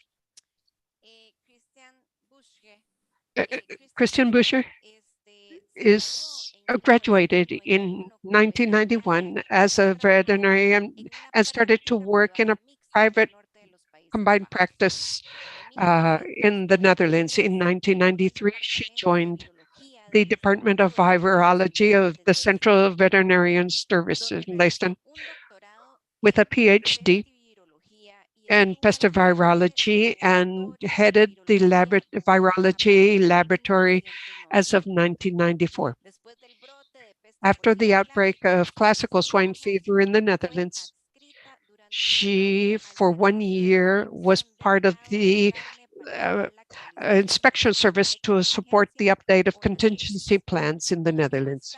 1 year later, she came back to Leiden as head of one of the notifiable diseases, and 2 years later, she took over as director of the infectious disease division. In 2005, she joined the Ministry of Agriculture and joined OIE, where she headed the World Program Against Avian Influenza. In 2008, she returned to The Hague as the veterinary director, and as of 2002, she is veterinary director of the Netherlands. She is a key advisor to the Minister of Agriculture in all matters related to veterinary public health. I will also introduce Dr. Boma, Anne-Marie Boma. In 1985, got a master's in biology from the School of Biology Lely. In 1992, she graduated as a doctor in veterinary medicine. And from 92 through 96, she had a PhD in experimental transmission of pseudorabies virus. And with her PhD thesis in 1997 in quantifying the propagation of the virus in groups of porks using stochastic models. From 1996 to 2002, she has been a scientist at the Veterinarian Institute, Central Veterinarian Institute, IV, VLO, and Leisland Animal Science Group. Several names to the famous Leisland Institute, working in avian influenza, classical swine fever, foot and mouth disease, epidemiology of notifiable diseases.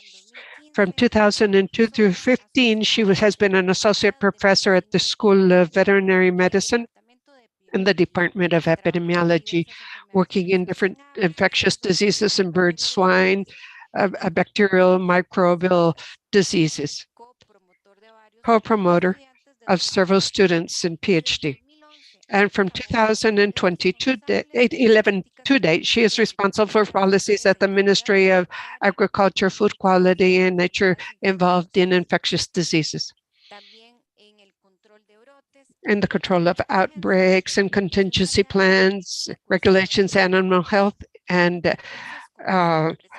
WMO actions. So our next two speakers will talk about the experience in the Netherlands and their legislations for African swine fever. Go, doctor. The floor is yours. Please let us know when we must move to the next slide. Yes. Can you hear me all? Perfectamente. Yes? Great. Sí. Thank you very much. First of all, my name is Anne-Marie Bauer. First of all, I would like to thank all of you for the invitation and to have the opportunity to speak about some experiences in the Netherlands. I will start with the first part of our presentation, and then Dr. Bruske will take over and she will present the second part of the presentation, and we'll also end this presentation. Well, we were asked to give a presentation about the experience of the Netherlands in the preparation of legislation of transboundary diseases, and we have the example of African swine fever. Next slide, please.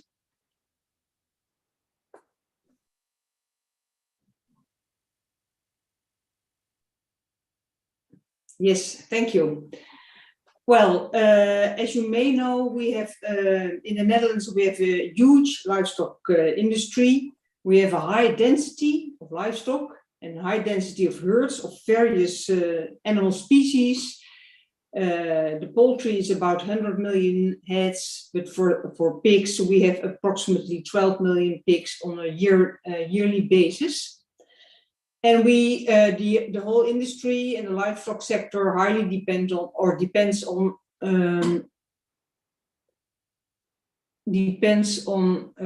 export to third countries and also trade within the European Union, mainly to Germany.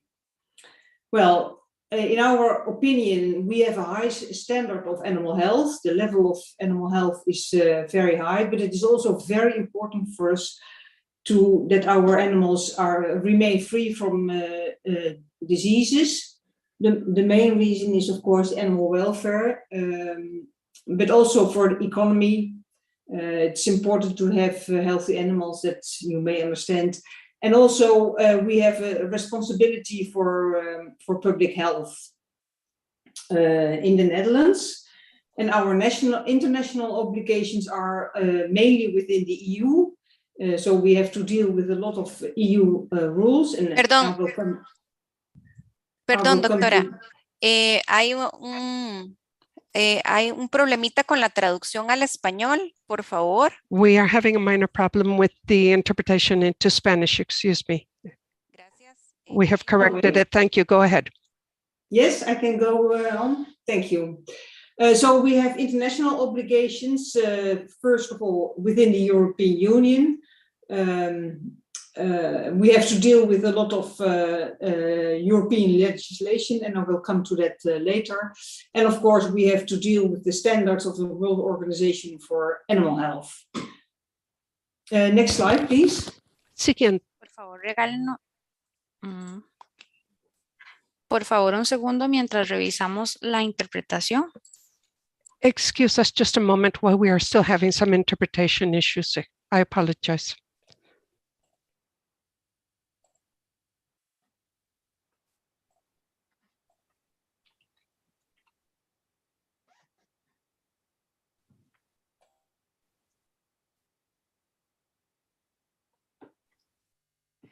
Por favor, doctora, disculpe el... Excuse us, doctor, for this minor problem we have had in coordinating our interpretation. Go ahead. Thank you. Can I have the next slide, please?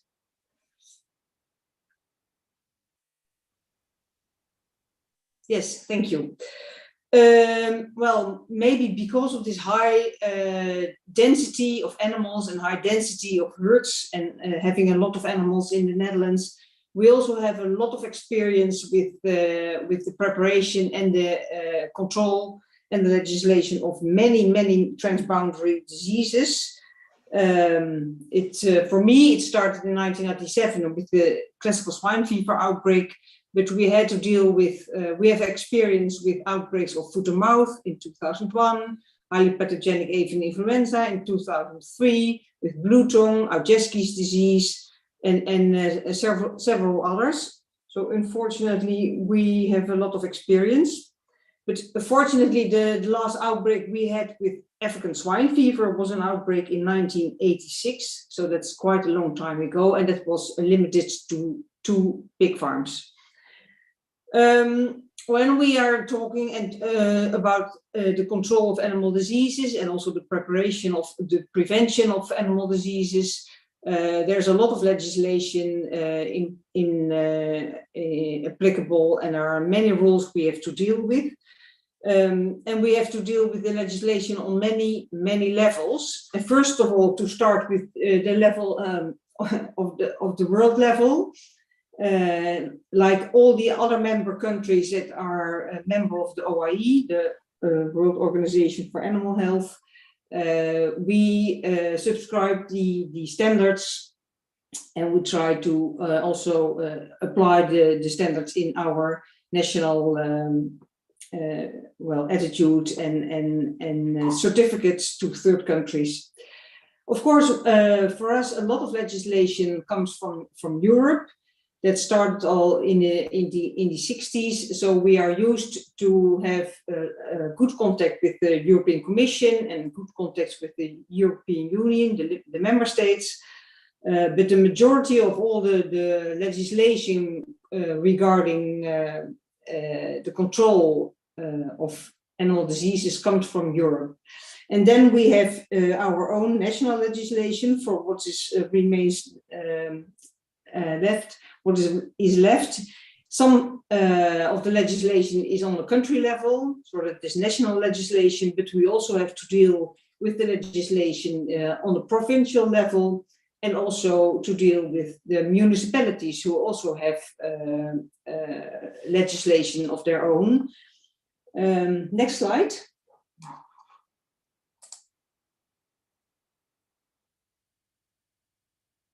Yeah, so if we talk about the African swine fever situation, before 2007, Europe was more or less free from African swine fever, with the exception of Sardinia and a few outbreaks we had in Spain, Portugal, and also in the Netherlands.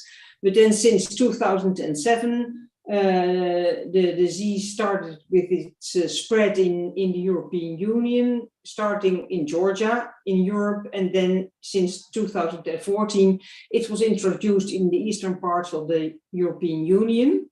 And since then, it has not been away. On the contrary, it has spread to 13 member states, and of which 2 are again free from the disease, that is Belgium and the Czech Republic, but the others are still facing outbreaks of African swine fever. And after that, it spread to Asia and also the Dominican Republic and Haiti. And the Netherlands is fortunately still free from African swine fever. Next slide.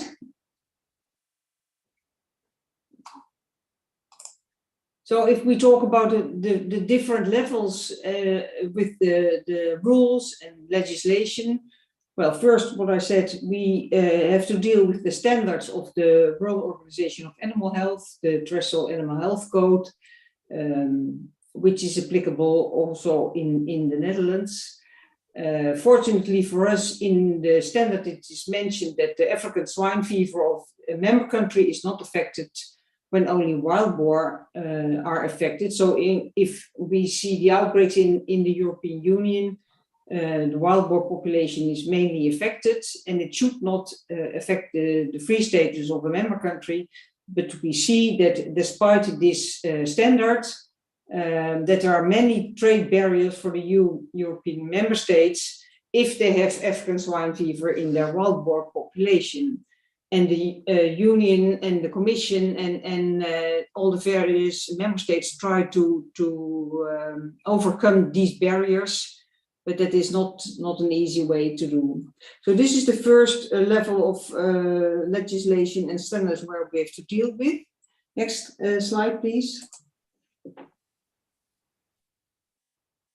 And then we have the second level, which is the European Union.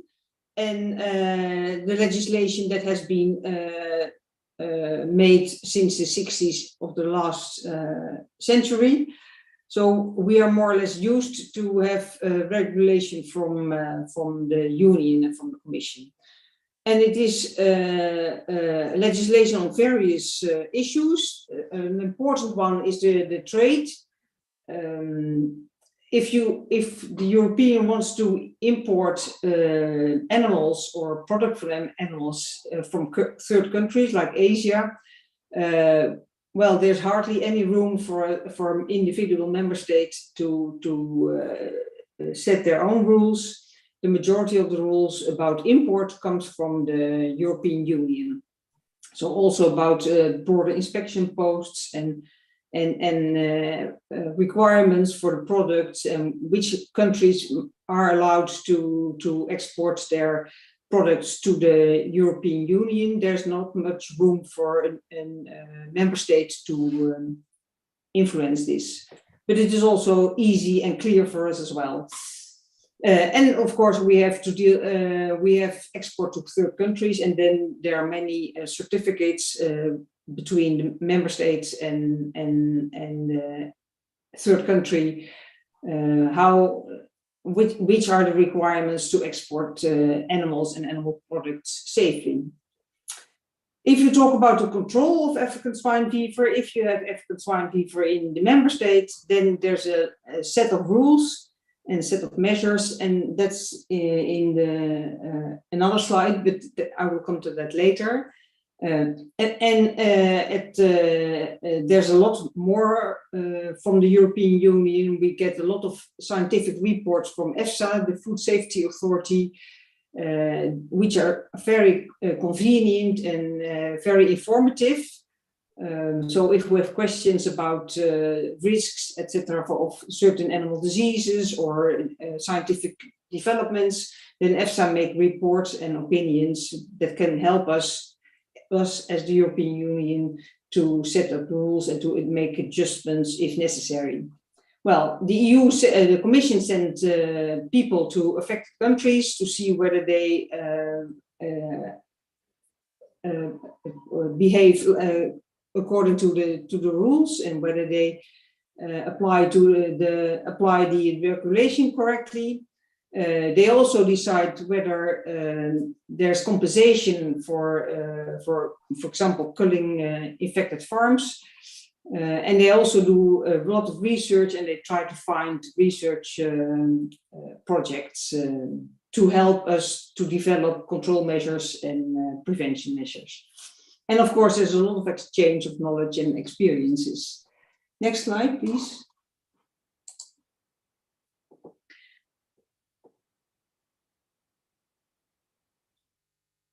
Yes, thank you. Well, the most important legislation we have to deal with is here mentioned on this slide. And if we talk about African swine fever, it's the three regulations. We had directives from the European Union, but in 2013, the European Union has started to reorganize all the various directives. There were 10 of them, and they have combined in one animal health regulation, and that's the first one, 2016-429. You can all find it on the website of the Commission. And the most important rule in this this regulation is that African swine fever is a notifiable disease. You have to report it immediately to the Commission, and you are obliged to control outbreaks immediately. So that's what we have to do. And then there is a set of control measures that is written in the regulation 2020-687. And there it's exactly prescribed what you have to do when you have an outbreak in a pig farm, or when you have an outbreak in wild boar, and what you have to do with the movements, and which products can be exported or traded within the EU, how long you have how long do you have to apply the movement restrictions, how large is the containment zone you have to establish, etc., etc. So that's a huge set of measures.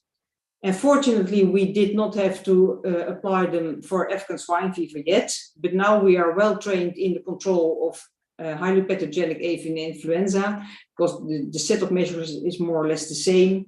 And we are getting used to the new European Union legislation. And they have developed the third one, especially for African swine fever. That's the 2021-605. That is completely dedicated to African swine fever. And that's what is shown in the map on this slide. It's about the regionalization concept. They have established the regions to facilitate the trade of member states that are affected by African swine fever to third countries. And we have 3 zones in this regionalization. The red ones, and the red zone is an area where there are outbreaks in pig farms and in wild boar if they are present. The pink ones are the areas where there's only African swine fever in wild boar, and the blue ones are free from African swine fever, but they are some sort of buffer zone. And this concept is also used when negotiating with third countries and to see whether we can facilitate a trade from regions or member states that are free from the disease. Next slide, please.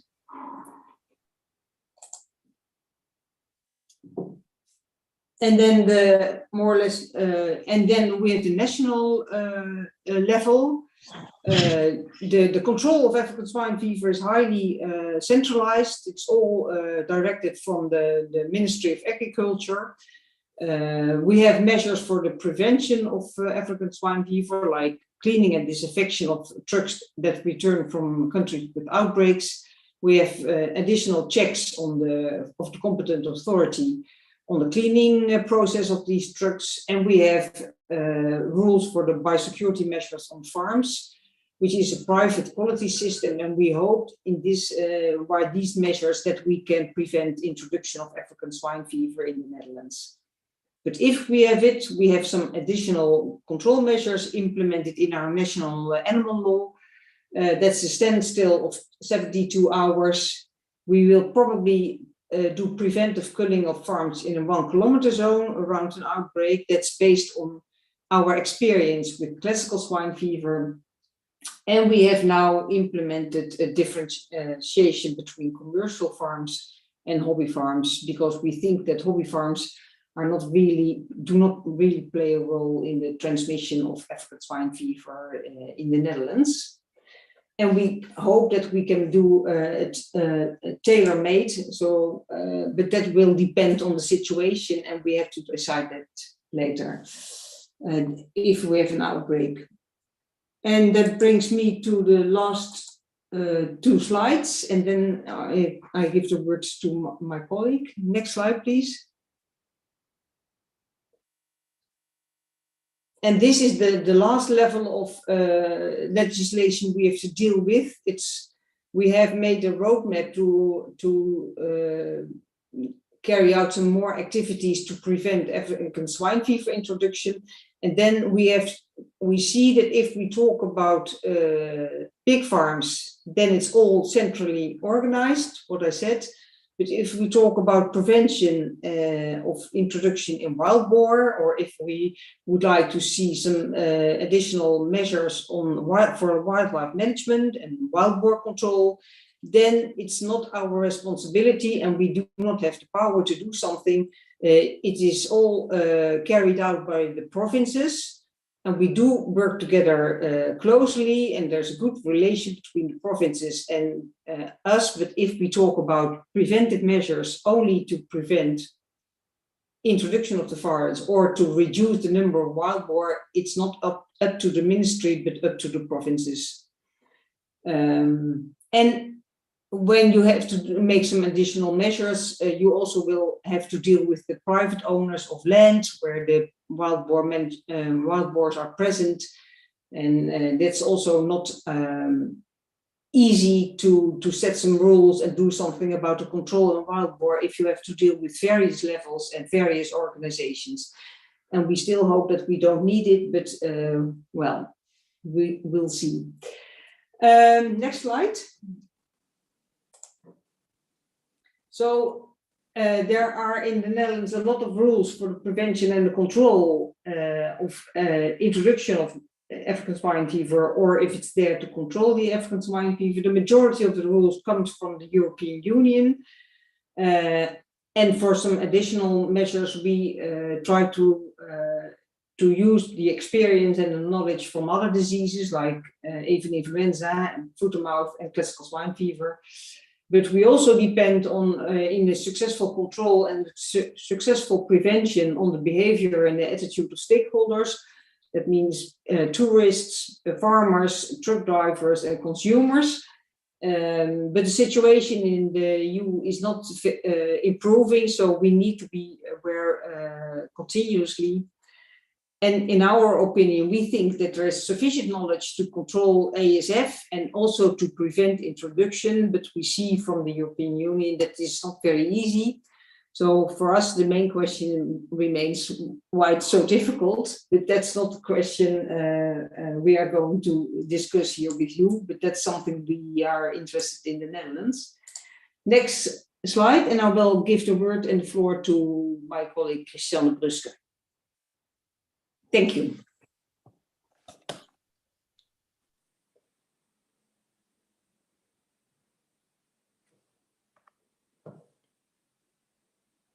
Okay, good morning or afternoon, everybody. Can you hear me? Perfectamente, doctora. Yes? Okay. Perfectly well, doctor. Thank you. Thank you. So I will start on another part of the Netherlands. Annemarie was speaking in her presentation about the Netherlands, but with this slide, I'm going to bring some nuances on the word the Netherlands. I will try to explain you the constitution of the Dutch Kingdom. And it's important to do that because the way the Dutch kingdom is organized has consequences for our legislation with regard to animal diseases and, in this case, African swine fever. So what you see on this slide is two parts in the world, a northern part and southern part. And you see the Netherlands, the European part, and next to that you see three islands, Aruba, Curaçao, and Sint Maarten. Those three islands and the European part of the Netherlands are all part of our kingdom. However, the three islands are independent countries within the kingdom. So they are not part of the Netherlands. They are independent countries within the kingdom. We also see three other islands, Bonaire, Sint Eustatius, and Saba. Those are also three islands that are part of the Dutch kingdom, but they are also part of the Netherlands, the country, the Netherlands. So within the kingdom, we have the country, the Netherlands, which has the European part and three islands in the Caribbean. And next to that, we have three islands that are not part of the Netherlands, but that are part of the kingdom of the Netherlands.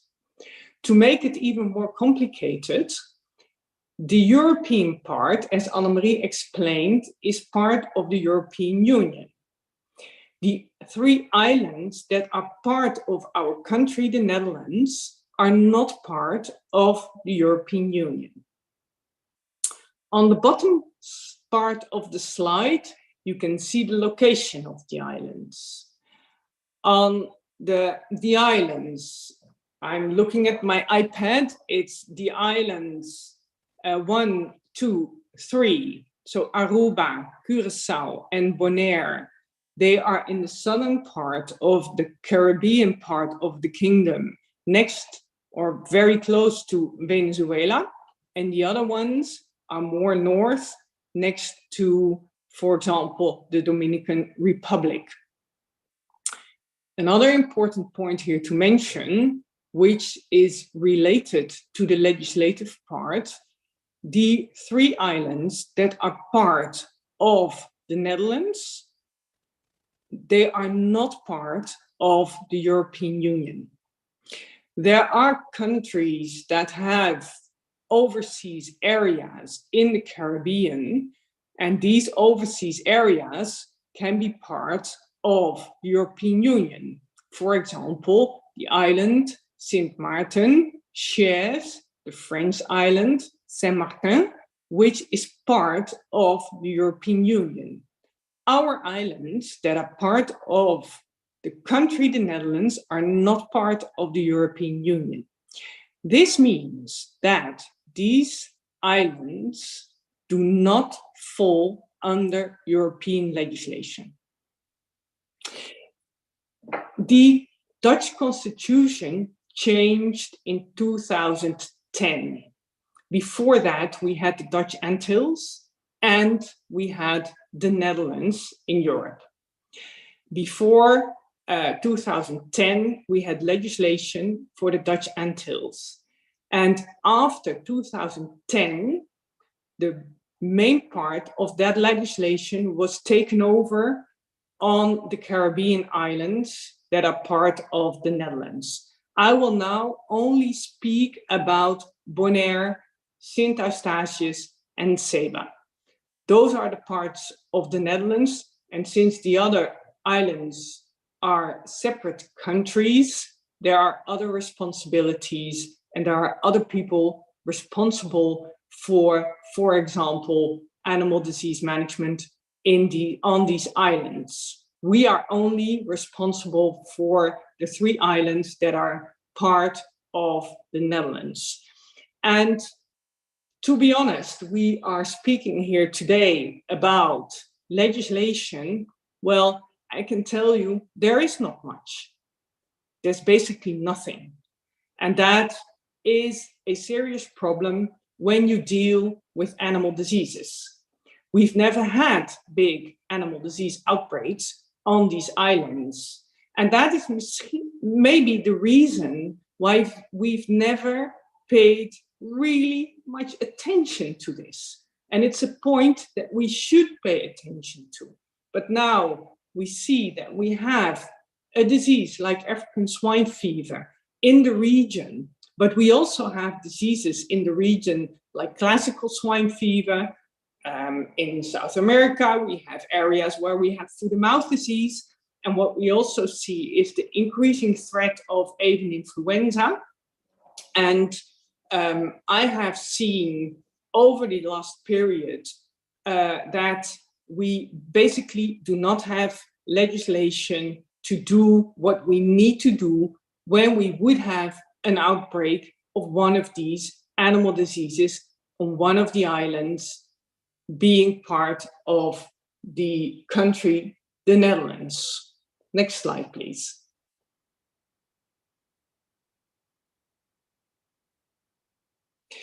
As said, as Annemarie told, the European part of the Netherlands has a huge livestock industry. So it's a pork industry, we have a lot of poultry, we have a lot of cattle, and that's very different, obviously, in the small islands of the Dutch Caribbean. There is some animal husbandry, it's mainly outdoors. We have a lot of roaming animals, and we also have a lot of feral animals, feral pigs, that may be a risk for African swine fever. Because we only have a small animal husbandry on these islands, we are very much dependent on importation for food, for meat and meat products. And since there's a lot of swill feeding and we import from countries that may be infected, for example, with African swine fever, there is a risk of introduction of African swine fever on these islands. And one of the main points that we are doing now is increasing awareness. What we see is that although there is only a small animal husbandry and we basically know all the keepers of animals, they are not very much, they do not know very much about animal diseases. They do not know very much about HPAI. They do not know very much about African swine fever. And certainly, they do not know the risks. So one of the points that we are now starting with, we are working on, is making sure that animal owners know what the risks of, for example, swill feeding are, what the risks are of roaming animals, and also what the risks of the introductions of these diseases would mean on their very small islands. Another point that we are working on, something that you can easily do without legislation, is working on the diagnostics of these diseases. We are preparing with the reference laboratories, or our reference laboratory in Lelystad, on the different diseases, I should say, to make protocols for sampling and transport of samples to the Netherlands, European part of the Netherlands, to make sure if we would have a suspicion of an animal disease, that we would be able to test that quickly. But as said, we don't have legislation. That means that basically we cannot do anything on the control of a disease like African swine fever. Yes, we could do things. And with the experience we have, as Annemarie explained, we know very well what we should do. But we know that if currently animal owners would go to court, we would lose. We do not have legislation. We can, for example, do not prevent imports. We cannot cull animals. We do not have a compensation system. All kinds of things that we need to start working on and that we are going to work on and where we step by step already started to work on. Next slide, please.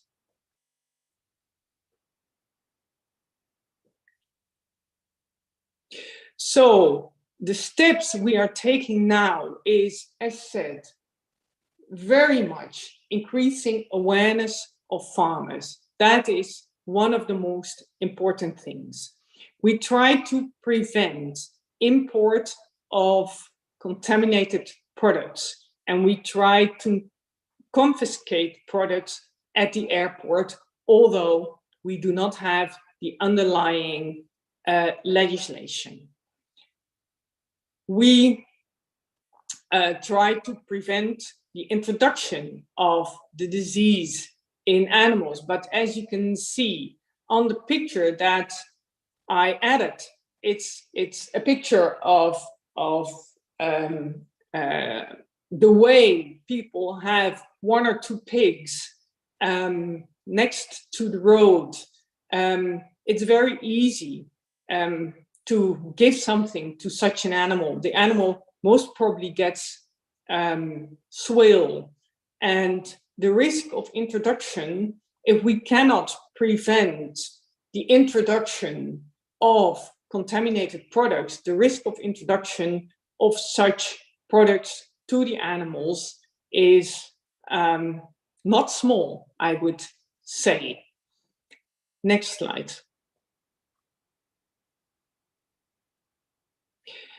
This is the whole package of legislation we have in the Dutch Caribbean. And several speakers have already told how important legislation is. And that's indeed the case. The legislation we have is, well, it's very limited.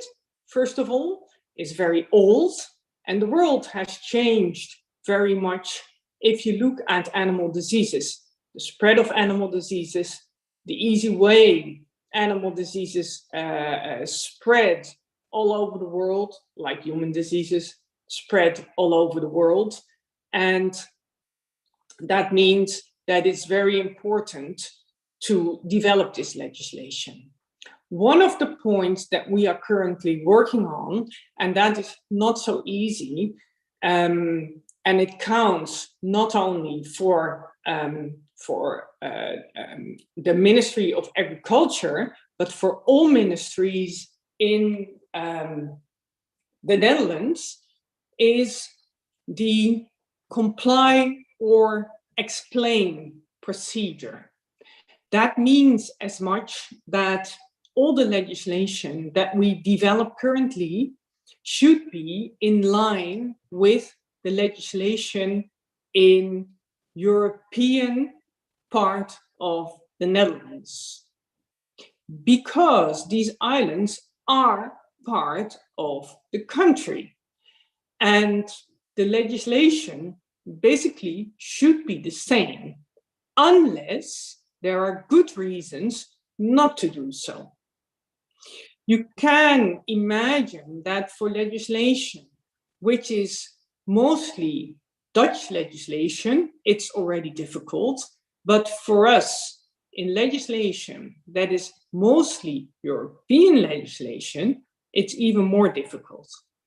So which steps are we taking now? First of all, we are making an analysis of what is needed on these 3 islands. Very different livestock sector, one that we would like to develop more because of food security issues, but it will never be the way it is in European part of the Netherlands.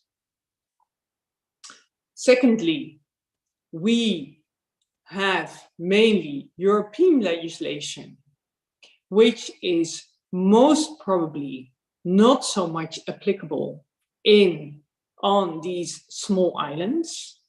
So we will have to make, on the one hand, the analysis of what is needed on these islands, how is the animal husbandry going to develop in the future? Where do we see the biggest risks? How do we want to deal with outbreaks of animal diseases? For example, if we not speak about African swine fever, but classical swine fever, in the Netherlands, European part, we will most probably vaccinate against the disease. We have vaccine banks, but there will be certainly a discussion about this. Foot-and-mouth disease, the same. However, in the Caribbean part, the situation is completely different. We would not have problems with export or whatsoever. So the decision to start vaccinating when you have an outbreak of an animal disease would be much easier. So here, if you speak about comply or explain, the preference will most probably be not to comply with European legislation, but explain why we are doing this differently. This is the process we are in now. So we are working on an analysis. What is needed? Where do we stand? How is the sector going to develop? How many animals do we expect to have? Where do we see the biggest risks? What would we have to do when we have an outbreak, etc., etc. We will have to place that next to European legislation, see where we see the differences, look whether we think we can comply with the European legislation. If not, we will have to explain, and we will make a different legislation for these three islands, of the Netherlands, the European part. As you can imagine, this is going to be a process, and this is not going to be ready tomorrow. However, we know very well what we need to do when we would have an outbreak of an animal disease. And I always say, we will do our utmost best to do what we need to do, even though we don't have legislation at the moment. We would try to protect what we have on these islands and try to control or eradicate these diseases. But as you can see, there is still a lot to do, and we're not ready yet. That's what I wanted to tell you. Thank you.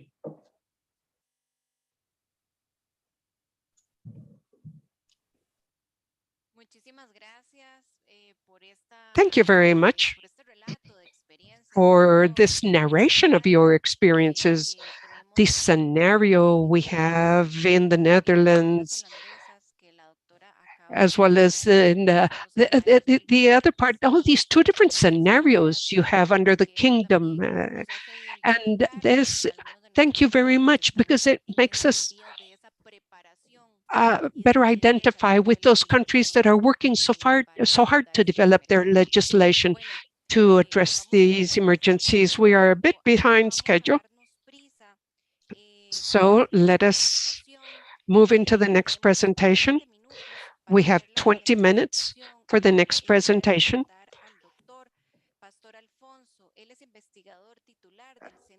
Pastor Alfonso is our next speaker. He has a PhD in veterinary science,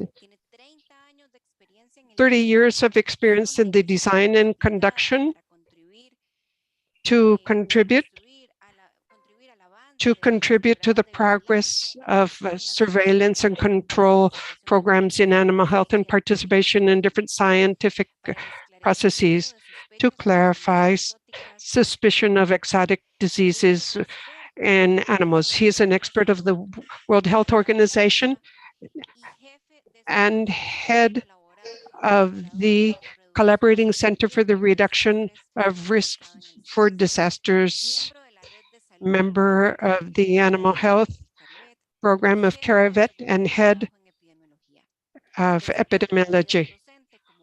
He is a professor and member of the Academic Commission of the PhD. He works in the master's.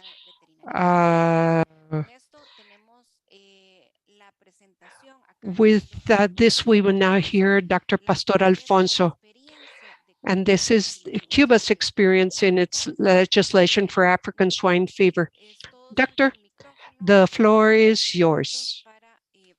We have 20 minutes to see if we can move into a few questions that are already in line.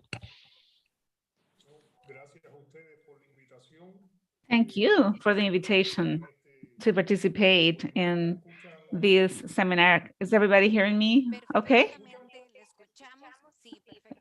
Yes, we're hearing you well. Thank you so much. And we can see your presentation as well. Thank you so much. I will try to save as much time as possible, taking into account that we are, running a little bit late. So I'm going to try to be brief so we can have question and answer time. Well, mostly what we want to transmit here was that this presentation, we did it together with the Veterinary Service of Cuba, with the one we work closely. And from the point of view of legislation, I need to highlight that as this pyramid that we have at the base, we have the system of civil defense, then the Ministry of Agriculture, and then the productive basis. But taking into account the cycle of disaster management, this means that, as we will see further on, there are different activities to try to follow the plans of prevention and management of disasters, the ones that have to be updated every year. So from this perspective, there is a legal base very wide, either from the specific point of view as the more enforcing point of view, but there are different norms from the OIE, for example, the Code of Terrestrial Animals or other different things. And for the first presentation that we saw, there are measurements related to trade as well. And this is included in here too. So from this point of view, it can be considered that there is like an umbrella, a decree that is the umbrella, which is the decree, the law number 137. And this establishes different kind of measurements that are, for example, decrees that are have veterinary authority to enforce different measurements. It could be general or specific. And then particular indications that could be issued to this particular public, and also violation of the law. And from the point of view of the law, it is important. We use red diseases are the ones that, for example, the ones that could be transmitted through the blood. This could be salmonella and different kind of things, the PPA and different others that are transmitted in a similar way. Okay, so there's the classic one and the African one, and they're both are subject to immediate notification. As soon as a farm or somebody finds out, they have to inform the government so that they can start with measurements of movement restriction or quarantine, so that we avoid the spread of different disease that could have a high impact in the national production. The regulations are not limited to the ones that are that had to do with animal health, but it goes beyond. And there's a biological safety system where Cuba has different things to understand the work of the labs, the mechanism mechanisms involved, and depending on the risk degree and different levels and requests of organisms that are very particularly related to the regulation of that particular thing that we're looking at.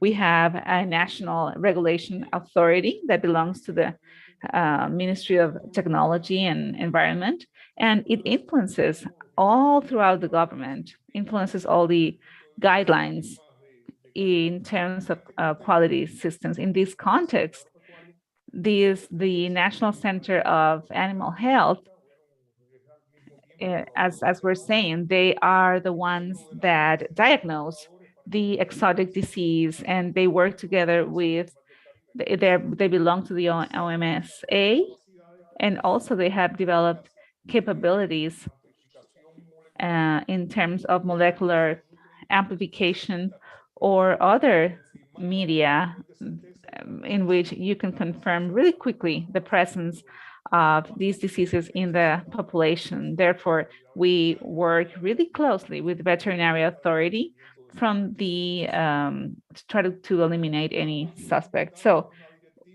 one important thing is that the directive of the president of the Council of National Defense to reduce the national disasters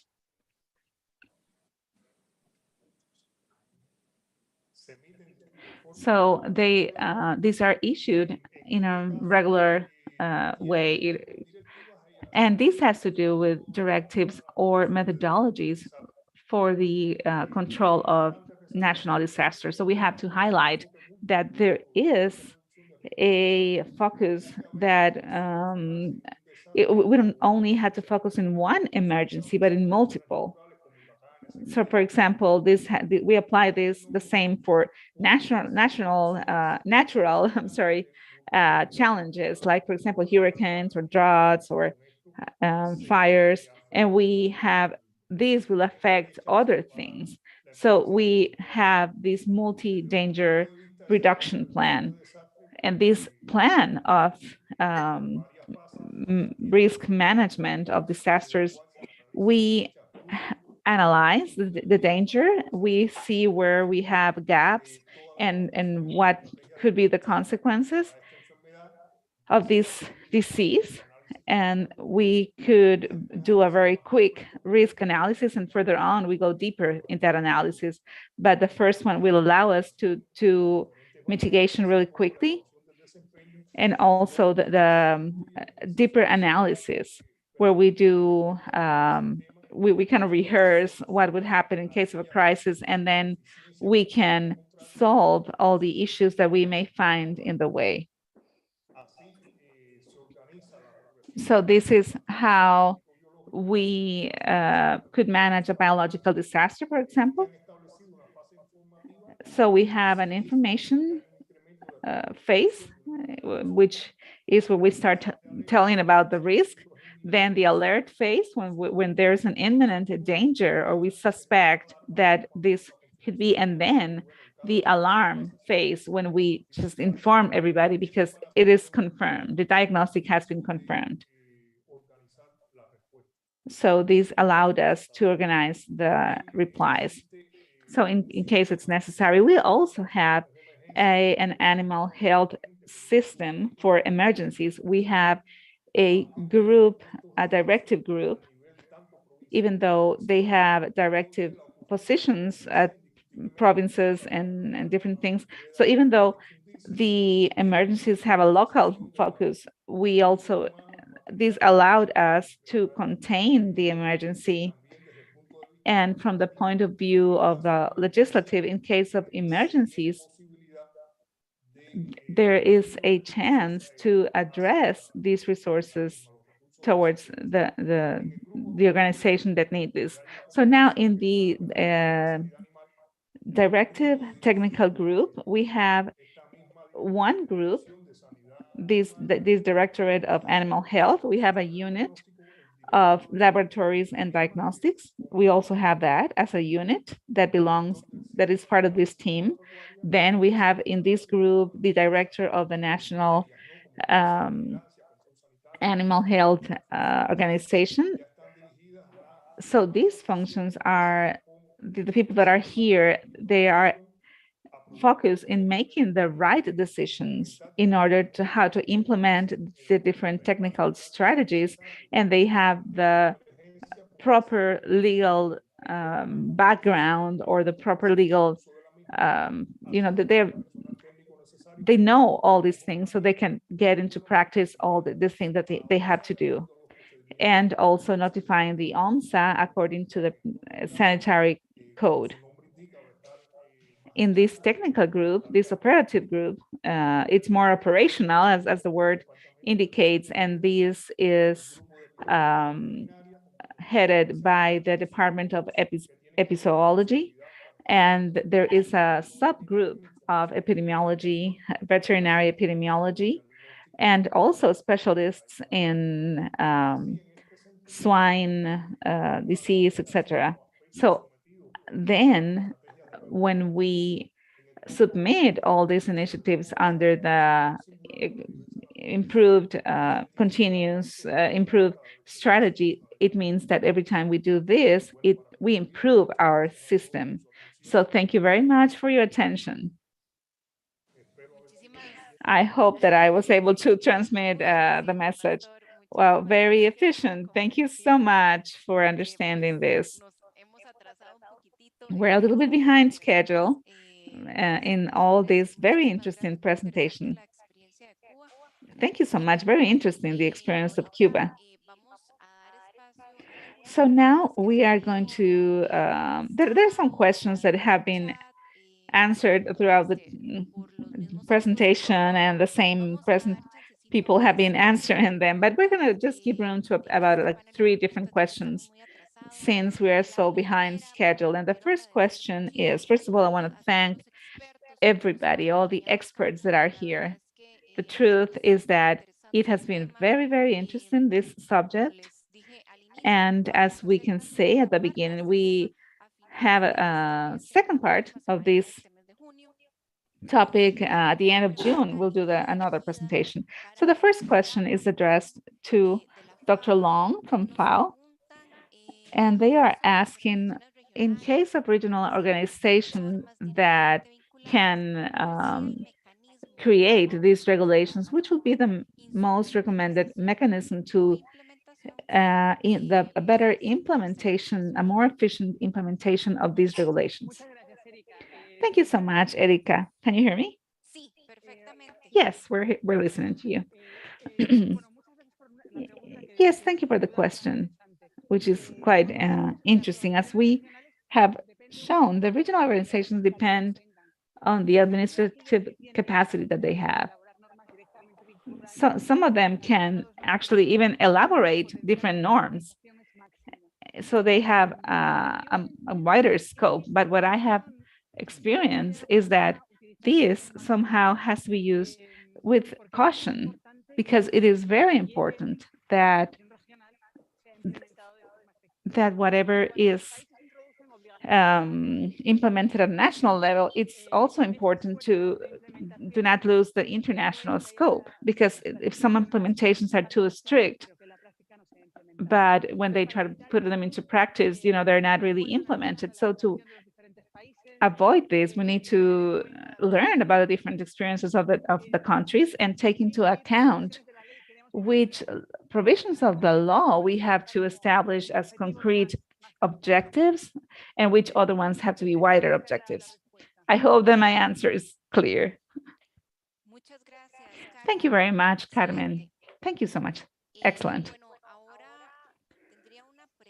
Well, I have a question for Hugo Araya, Dr. Hugo Araya. They are asking, would you please give an example of some legislation that had to be modified, and which were the reasons, how was the process, and how long it took to be to put into practice the new legislation? Do you have an example, Doctor? Hello, can you hear me? Okay, thank you so much for the question. Yes, the legislation, the most recent one that we had to modify was the one that I mentioned during my presentation. It was a modification of prepare food into the country. It has to do with pizzas that are pre-cooked and some others that are, they're not very cooked. So some, especially from countries that have PPA, I'm sorry, ASF, and some other are the food that has some materials that we have established at high risk. So that we have to change the norms for this. So when there are resolutions, then the modification is not so hard. But sometimes in terms of the legal evaluation, it implies or not a public consultation. So normally these resolutions are modified if everything is okay. In less than 3 months, we're sorting these things out and changing these norms. But in periods of contingency, then it could be even less.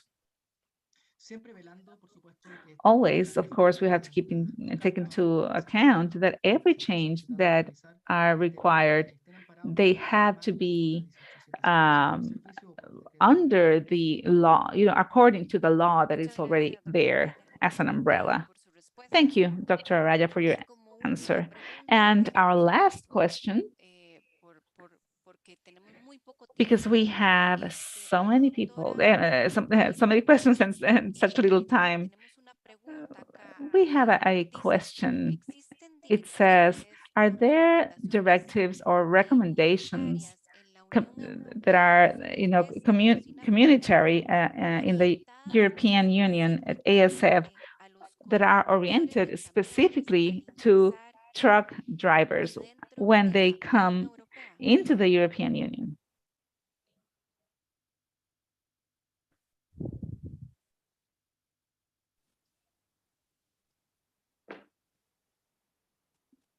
That's a question for us. It's a question. It's an Yeah, I know that there are strict rules for cleaning trucks when they have delivered animals or animal products on a farm. So if you deliver, for example, pigs to a farm somewhere in the Union, then you have to clean your car on the site. And there's an extra rule for when you come back to the Netherlands to clean your truck again.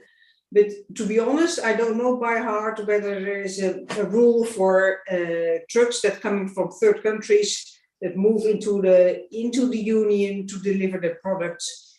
I don't know what the rules are for the drivers to clean their trucks when they enter the Union.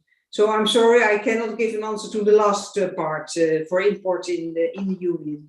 Maybe my colleague Christiana knows, but I don't know by heart. I can look for it whether there are rules. So if you like, then I can do that tomorrow.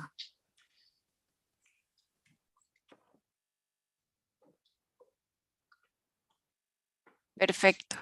Doctora Christine, no sé si quiere agregar algo.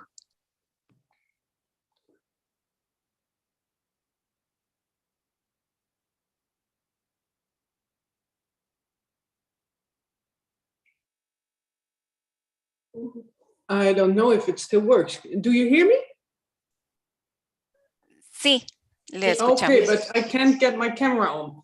No, I can't. I don't know the answer No on se this preocupe. question either. No, sorry. Muchísimas gracias. Bueno, entonces con esto cerramos nuestras preguntas. So we are closing the question and answer segment. If there's any other question, you could send it to us, and we here in the chat, we will put the email where you can send any other question that you may have. And we can forward these questions to our panelists.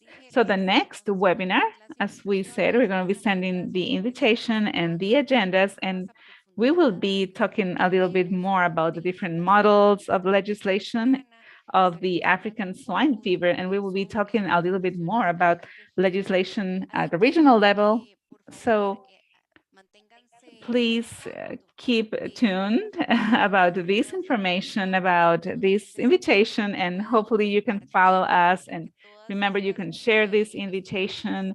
Remember that all these webinars have been recorded, and these will be available in different social networks. So all these presentations are available together with the different colleagues so that everybody can have the information. I want to thank once again all the panelists because, for their experience, for their time, for the sacrifice of the different times, the frames that we have right now. But thank you so much for sharing all these experiences.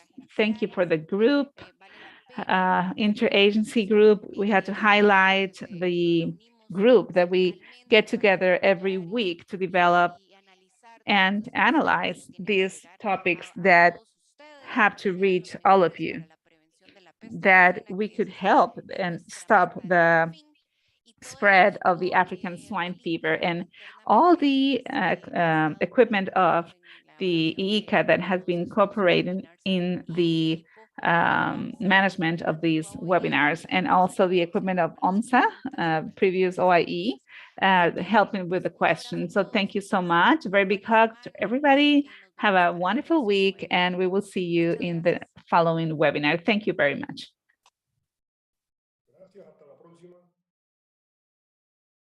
Thank you so much. See you next time.